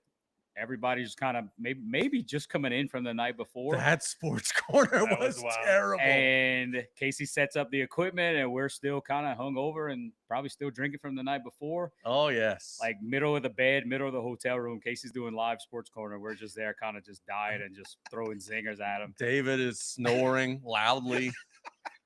Yeah, that was the worst sports corner in the history. Sorry, truck. If we didn't lose our sponsors there, no, for sure. That was You are very battle tested. Like Truck used to like those shows. He said that. Oh, it sounds like a bunch of guys just talking sports, a bunch of friends. if only you knew. Yep. Remember that time that we bummed the free hotel room off of the boxing promoter, y'all, buddy? Hey, you gonna pay me for that room, huh? No. You said there's gonna be a comp. That's how it goes. You get that free stuff. Yeah, we get comps. We had beer in the bathtub that Mhm. night. I know exactly. What Y'all you're were talking hanging about. out with your boy, the heavyweight, Johnny White, hanging out with him in the restaurant, and then playing roulette with Batchelder after he got his nose broken. That was a tough old boy. Yeah, Danny Batch. Yeah, that was a good night. We had a lot of fun that night. That was a good card too. That was. Mason Menard kicked the crap out of somebody. It was actually the dude he was supposed to fight that night. Good stuff. Man, we're gonna have to tell that story one day because the person that asked me to not talk about it is no longer with us. Yeah, unfortunately, he passed away. So you know what? This will probably be a good clip. So if you're in the boxing game, and I know we talked boxing earlier, there was a fight in Homa, and I don't know the date on that, but that was a shady promoter. And look, this is not allegedly. This has been researched and this has been fact checked. So Yeah, we I did don't- a lot of work on this. I don't need my attorney, but I'm part of I'm a cog in the wheel sometimes when it comes to some folks that I trust and they ask me to be quiet. But if that person's not there anymore, it doesn't matter. Mason was scheduled to fight this person I'll get you. that the was name. from Missouri, and the person fought under this name, Something under- Brady. Joseph Brady. Joseph Brady. Yeah. The guy had maybe like a 21-8, 21-10 type of record, and we were looking for a good fight. The guy was battle tested. He had been in some championship fights previously, and the fight was crazy one-sided, and I think it ended in maybe a round, maybe two. Barry was the referee. Found out through research that it was not that same person. So this shady ass promoter or manager from Houston, and I'm not going to mention that guy's name because I don't want to give him any credit. He brought in another guy that was not him and just laid down and probably made some money and pulled one over on everybody that was involved. So, And dude, was very obviously not him. Like Joseph Brady's a white dude. We got his picture. This is not a black dude. I'm Wait, not exaggerating, but so, a guy who obviously was not Joseph Brady. so he put somebody's name with a good record, and then he substituted him with this dude. yeah, and on BoxRec and every other sanctioning organization in the world, they put a loss on that person's record. We actually got in touch with some Yeah. people that had some dealings with Joe Brady. We were going to blow this up. We had some people that were on the inside, and they were like, "No, that was not him. Yeah. We've seen him. We know him. He's not fighting. Whatever." Well, look, And it was the wrong person. he had gone from 175 to 135. I mean, In how long? I mean, it was a 7-year Yeah. gap, but even so, you don't usually You don't- lose yeah, you weight. usually You gain. gain weight. And then check out that card. The last fight of the night, they literally brought an Uber driver in to fight. It might have been, was it Batchelder? No, Let's see. I think Batchelder fought Wesley Barbier that night. But we can there. Look, Shout out Wesley Barbier. we could uncover some stuff here. We have no filter. Here. Okay, so we had that night Mason Menard against Joseph Brady, Morgan Fitch against Tyrone Selders, Martin Verdon against Rayford That Johnson, was a good fight. I'll always remember that fight. That fight was toe to toe. Batchelder against Wesley Barbier, Justin Verdon against Cleo Rice, Sergio Sabaria against Philip Lars, Peyton Guidry against Devin Parker, and Terrence Dumas against Cameron Brown. That's what it was. Terrence Dumas probably paid for his own fight that night. He's a promoter, just trying to probably extend that record. But he fought. What was the guy's name? Cameron Brown. Did he fight again? I'm pretty sure somebody Uh, got an Uber ride, probably from Florida. He's 0-3. He fought 3. He's fought. was his He debut. took a 4-year gap after that. That probably wasn't him either. Maybe so. That was probably the Uber driver that Tommy got to bring him from Florida to River Ridge. So who's the dude? And I'm gonna go find this What's on the weights? on Jonathan again. Yeah, big weight Yeah. loss. That Yeah. wasn't him. Dude's running a Running a semi-glue scam. tide. Who's the dude that at the Hustle. Cutoff Youth Center fought Jonathan Guidry, and Jonathan did this to the guy, and he just took So- a wrestling bump? Further, that was Roosevelt, Brown? not the one that I want to say. Thomas? No, this guy won an election. Oh, low blow. Uh, I'm pulling it up right now. It's I'm very saying early in this Parker. show. I want to say Parker Roosevelt Hudson. Hudson. So Nick and I are helping out backstage at this show. We found out that this guy is actually a professional wrestler. He took a professional wrestler bump on that night. Now look, that was the right guy, and those fights do happen. So It was no- Jonathan's debut, there was ironically no, enough. There was no funny stuff going on in there, but you could tell that guy he was a pro wrestler at some point, and he still made. I don't me know if it on was that him circuit. or somebody else on that card that showed up with no shoes and no trunks. And it was like it was about to be his time to go on, and he's like, "Hey, I don't have any of this stuff, bro." And I'm in the back trying to like set up like, "Okay, you next. Come on, let's go get it. Let's go into this position." And the dude just didn't have his stuff, and I'm like, "Okay, now what?" So I remember this. So at the time, I was managing John Revish, and we were getting ready for a fight against a gentleman from Shreveport who was terrible. Like I knew this was about to be a 30-second fight. So he is going in first, and I was promoting the fight, so I kind of knew what was going on. So he's coming in, and he is wearing Vans. And I was like, there's no look, I understand that this is about to be a crap fight, but if this guy goes out in Vans, we losing credibility from this win, right? So we took a 5 to 7 minute intermission because I went find that guy boot so he could look the part before he gets his ass knocked out. That wasn't the wrestler guy. No, that Okay. Roosevelt Hudson only boxed twice. He lost in a first round knockout to Wesley Barbier and also to Jonathan Guidry. Shout out Barbier DB beat him in Boxers. 32 seconds. Jonathan beat him in a minute 55. man, just to show you how brutal professional boxing is and how good you really have to be. Wesley Barbier is one of the toughest human beings in the entire world. Like we talked about last week, 100 men against a silverback gorilla. He'd be on our Wesley team. would be probably my number one. Yeah, he'd be on our team for He sure. would probably kill the gorilla and then drink beer right on top of him. That night, you wanted to hear the card from that night, Damien? Morgan Fitch beat Skylar Thompson. Shout out Morgan Fitch. We're talking about him earlier. Casey Adams knocked out Raimundo Hernandez. Ronald Rivas beat Myron Hill. Jaime Rivas lost to Reg Harrison. Devin Adams knocked out Steven Nava. Antonio Magnella defeated Justin Thornton.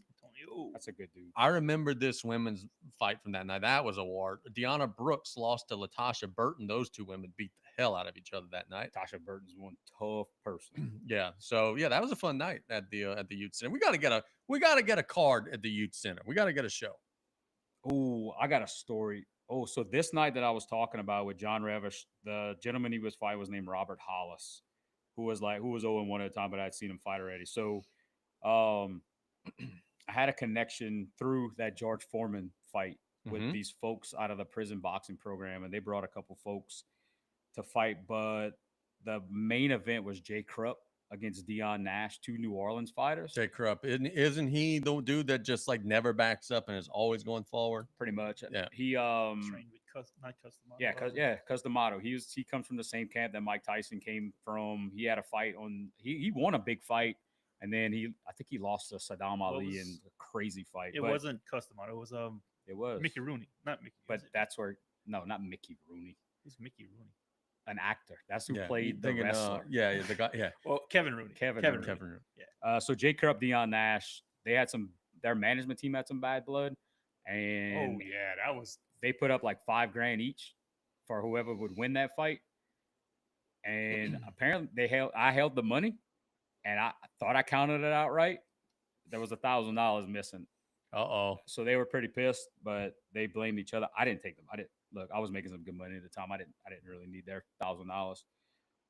But we had just came off of a card, which I thought was pretty cool at the New Orleans Arena on a ESPN undercard, which was pretty neat, pretty legit. So we have Brandon Brown of Terrebonne High School boys basketball who wants to come into the man cave and tell us some stories about overseas professional basketball, playing in arenas where fans are throwing smoke bombs and all kinds of stuff like that, playing a whole season without getting paid. What's the shadiest thing you've ever seen on the boxing scene? Oh Lord. Edward Mendy. Myself, Nick, and Rocky Keith worked for an attorney out of New Orleans, and it was on Earhart Boulevard, and that was one of the shadiest people and shadiest operations that I've ever been a part of. Now, I was young, I was hungry, I was ready to get into the boxing game because I thought that's what I was going to do for a living until I realized that I wasn't shady enough to do it. So Nick picks up this 6'5", 270-pound African guy Onibo Maxime Gahua, who was fighting Clifford Etienne, who's now in prison. I think he was in prison prior, came out, and that was his comeback fight. So apparently there was this agreement that it was an 8-round fight. Only the promoter knew that. Cliff thought it was a 6-round fight. So after Etienne went 8 rounds, there was like maybe 500 people in the entire Alario Center. The guy was not a very good promoter. You hear these chairs clanking back and forth, and you see Cliff Etienne going after the promoter, which I thought was fantastic. That was probably the shadiest person that I've met there in the boxing game. But man, you're gonna have to give me some time for the shadiest story. Think about it. Let's make a segment here where we just discuss a shady boxing story to from close that. out. Like tagging on to what Damien said about the Clifford Etienne thing. So this the promoter's sitting ringside, and he knows what he did. He told him it was a 6-round fight, paid him as a 6-round fight, made the fight 8 rounds because he needed more rounds or whatever the situation was. So Etienne gets out of the ring, throws some chairs around to get to him. This dude sees Etienne coming. Etienne had his gloves taken off or whatever, still had his tape on his hands. Reaches out, grabs that promoter by the back of his neck. Oof. And I'm just like, oh shit, it's about to go down. It's like, we working for this dude. We all think he's a sleaze bag. We've been around Etienne for a couple days now. Good dude. We would not fight Etienne to save this dude for sure. I say the good dude who was in prison before and after. Well, he was the maybe he wasn't the he greatest. was the baby dude. face in the story. Yes. He was a good dude to us. Maybe not to the general public. He was a good dude to us. Yeah, fair enough. So one more boxing story on that same card. You talk about shady stuff. UFC experience. I'm not going to say legend, but he was pretty good. Pat Smith fought a heavyweight with a record of 22-3-0 named Gary Bell, who this promoter thought was the next coming to Mike Tyson. The dude's not very good. He could kick my ass, but he's not very good. So it would end up being a split decision, 8-round split draw. Pat Smith's cornerman, which is Mr. Joe Ancona, who is a great guy. He's involved with Devin on a lot of these promotions. He likes to win. And his fighter was getting tired and not doing all that great. He went down and spit his mouthpiece out. And at the same time, his cornerman threw an extra mouthpiece in the ring, and the referee couldn't figure out who it was for, but it took 45 seconds to a minute and gave his fighter enough time to get his wits back. This is the equivalent of spilling Gatorade on the court when the head coach is late. Yep. Or faking a air conditioning leak because your point guard's at swimming and you're waiting for him to get to the gym. Hey, Ref, this is not a safe space. There's air conditioning fluid leaking from the top. And we are wrestling guys just getting into the boxing game. And I was like, holy crap, this is the heel manager. Yes. This is Bobby the Rain Heenan. Yes. I was very impressed by Joe Ancona. Waiting for somebody to throw powder in somebody's eyes. True story. There was Nick and I almost dumped an entire Gatorade cooler on the floor in Raceland because we were about to play Raceland. Damien was the head coach at South Lafourche practice for the varsity. And like, we're warming up. And we had a plan like, hey, dude, if that buzzer sounds, we're running into this cooler and spilling it on the court. Now, no offense to our folks in Raceland. They didn't necessarily have a great volunteer staff. It would have taken days to clean that up. So Damien would have been able to get in time. But yeah, we were willing to do that for you, buddy. I appreciate that. But I had enough confidence in you guys. We could have probably had the same result. We got our ass kicked. Yeah. We had a parent run across the court in the middle of the game. Look, we could have a whole nother spinoff show about crazy sports crap. Yeah, we could. Yes, we could. Do you really want me to ask this last question about facilities? Yeah, let's go. All right, It's fair been that enough. type of night. If you ran a business that had multiple courts/fields for sports, would you cater to more nonprofit or for-profit organizations? This comes from Jimmy Canceled from Cutoff. Oh, I have to answer first. I mean, Yeah. I don't know much about this situation. Not saying that you do, but So look, I love me a nonprofit.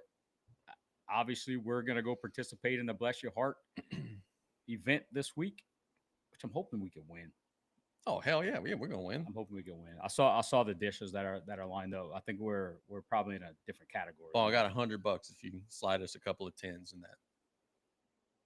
Tens. Like tens, as in 10 out of 10. Oh yeah, we could pay off the judge. That's what I'm saying. Yeah, Yeah, right. We were just absolutely. talking about shady stuff. Yeah, like Yeah. I'm not above paying off the judge. Me Of either. course. They got some cool prizes for first place. No, I'm gonna go ahead. If I have a facility that caters to youth sports, I'm probably gonna venture off and take care of those nonprofit folks rather than those folks that are itching for some money in their pocket. All right, fair enough. I agree. Nothing to add. I don't know about this. Let's just show this. See what happens. Brock D wants to know if anyone, their spouses, and their children are at risk. And Turtle also saying wants to know if he's at risk. I don't know, but there's something I'm sure pretty funny there that we're gonna have to maybe get with Turtle and elaborate a little further. I know what it is. Spill it. The devil worshiper guy. Oh, Bro. how did we not talk about that? Whew, If you don't know what we're talking Lord. about, you got to find it on YouTube. I'm not linking that. No. Let's not link it, but we could talk about it. Dude, wasn't that a weird 24 hours? On Gisclair is a devil worshiper. His family's at risk.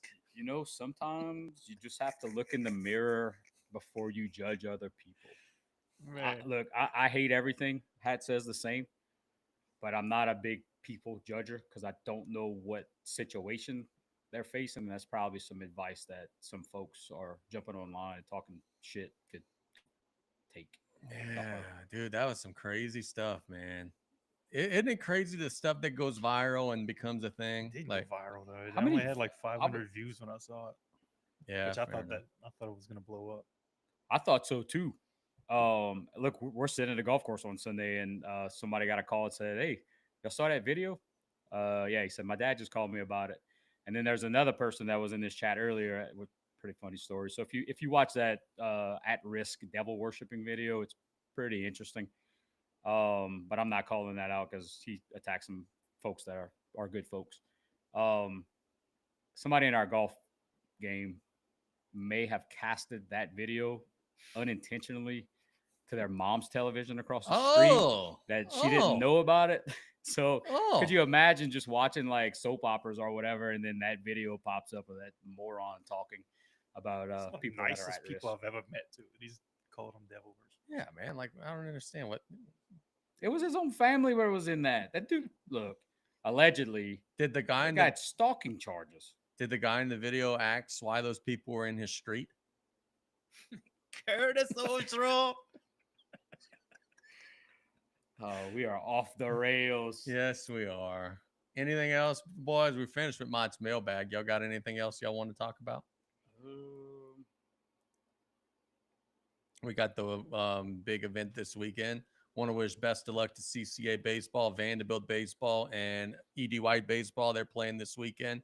Want to wish not wish best of luck. Want to congratulate Vanderbilt Catholic softball winning that ring, baby. Second straight state championship. They don't have a single senior, so they're going to win a third straight state championship next year. That's not a prediction. That's a spoiler, as Paul Heyman would say. So congratulations to them. Our high school teams are making it happen, man. That's awesome to see. It's always good to see some good folks succeed and see the kids succeed and represent our area extremely well. You know what I thought was pretty cool last week? We talked about weekend plans. I guess we all kind of have the same. Yeah. Let's do same it. Let's weekend talk plans about it. this weekend. I'm gonna be with y'all, of course. I'm going to CCA Friday. What else we got? Anything else this Is weekend? it an alumni this weekend? No, it's Mother's Day this weekend. What you got planned for Mother's Day? Is it Mother's Day? I what- didn't- Yeah, we have some Hey, Mother's Day things that we do. apparently forgot a couple dates this week that were pretty monumental. yeah, I got to go shopping. I didn't realize. So that was this weekend. let's talk about that. What's the normal Gisclair and then A-Bear menu for Mother's Day? Like, what's the plans? You cook?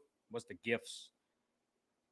My mom, very easy to please. Usually it's take all of the pictures that I've taken in the last year off of my phone, upload them to Walmart, get them printed. She's usually okay with that. She likes to actually have physical copies of the pictures for her scrapbooks and stuff. And then the food, it would be probably something at my brother's place, like usually like a rôti pork or a jambalaya or something like that.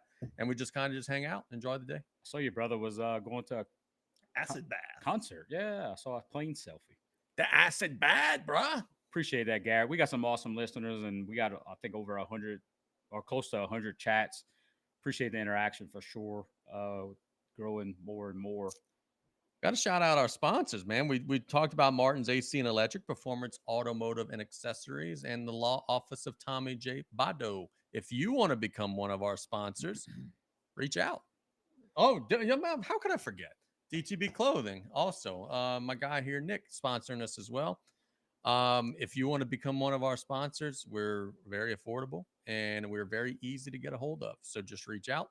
We will shout you out, and you will allow us the ability to continue to do this on Wednesdays and troll people. And look, all kidding aside, we have plans in the football season to like really crank up and do some stuff. So your support is going to enable us the opportunity to do that. So we very much appreciate everybody for their time and efforts. Yep. And letting us do what we do. We're very off the cuff right now because, I mean, aside from NBA playoffs, I mean, really nobody watches regular season baseball or college or professional. But we're allowing ourselves to get into the entertainment part and just the local chat part. Like guys like Garrett, you said, I enjoyed this, fellas. I laughed my ass off. I hope to be tuned in the future. We appreciate that. Yep. That's what we're here for, just to come let off some steam. And we got some plans. Some on-site type of shows, which I think is going to be awesome. Yep. Just different things. We'll get some content from this weekend from the Bless Your Heart event.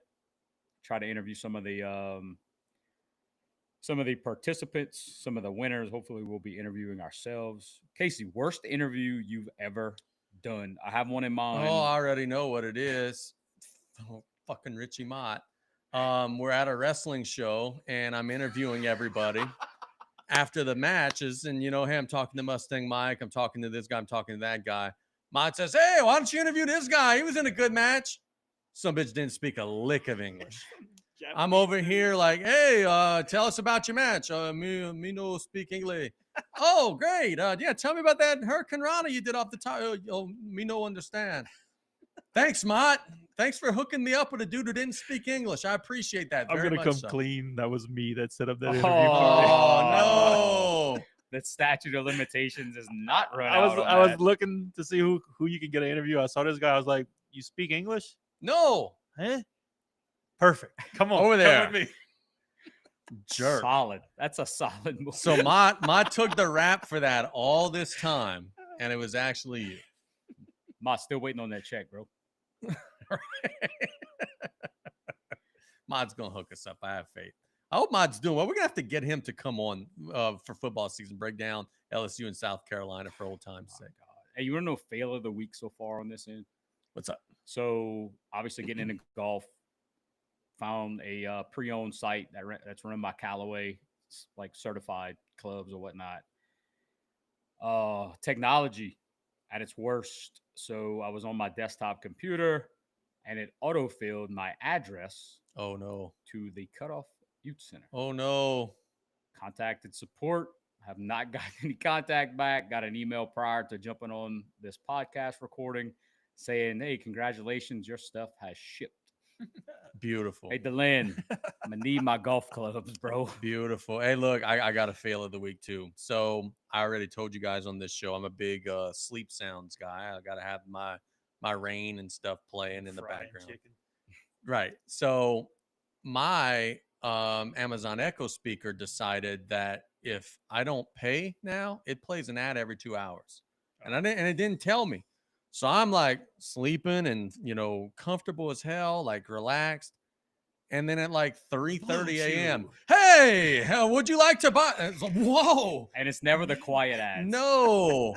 I'm thinking that the Jehovah's Witnesses broke into my house and are trying to sell me Bibles in the middle of the night. Dude, I was scared out of my wits. So yes, if you have Monday. right, if you have an Echo, check into that. You probably got to get the premium, or you're going to be scared out of your mind if you use the sleep. So Sense. I'm a same type of person when it comes to sleep. I gotta have some type of noise, and if I'm taking a nap I'm blessed. I have 2 living rooms, and my nap taking spot is in my den, my longer living room.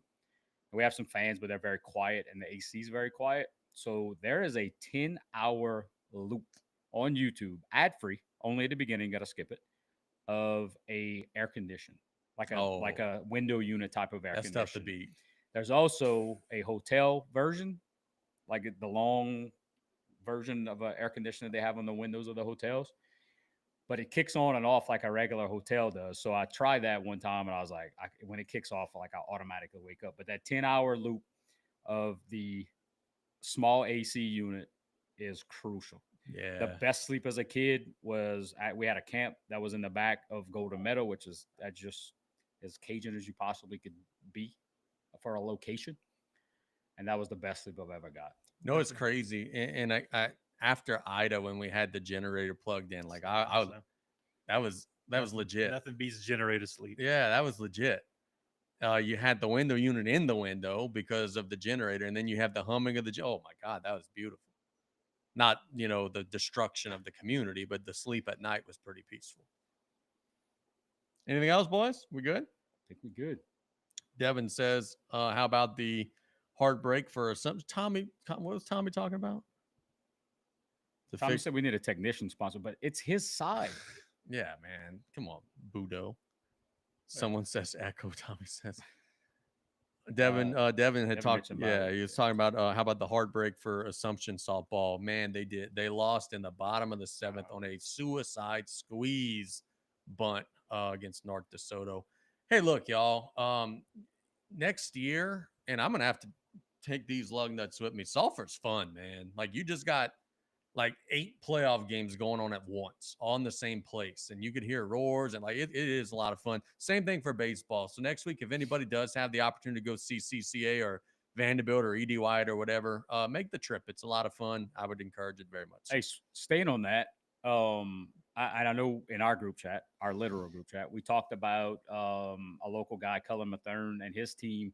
I have Cullen on Facebook, and he posted that foul ball call. I have no idea how they missed that. So tell us about that, because I don't know any context behind it. So they're losing. What stage are we? We in the state championship? It's in the championship game. They are losing. I think that this was after the other team had taken the lead, so they would have been losing 4-1. Their kid hits a deep fly ball that hits the top of the foul pole and then just drops straight down. Okay. So the first base umpire immediately, foul ball, foul ball, foul ball. But I don't know how, because A, it hit the foul pole. B, it landed off the foul pole in fair territory. So at the very least, it's like a double, right? I mean, it's a ball that you think hit the fence and is a fair ball, so it's like a double. They rule foul. Cullen's going nuts. His assistant coaches are going nuts. The umpires or the home plate umpire, based on what Cullen was telling me, said he wasn't watching because he was looking to see if the batter touched first going around the bases. The third base umpire wasn't looking, but apparently just wasn't paying attention. And then the first base umpire just missed it. So yeah, in the championship game, an obvious, not close, obvious home run gets taken away from them.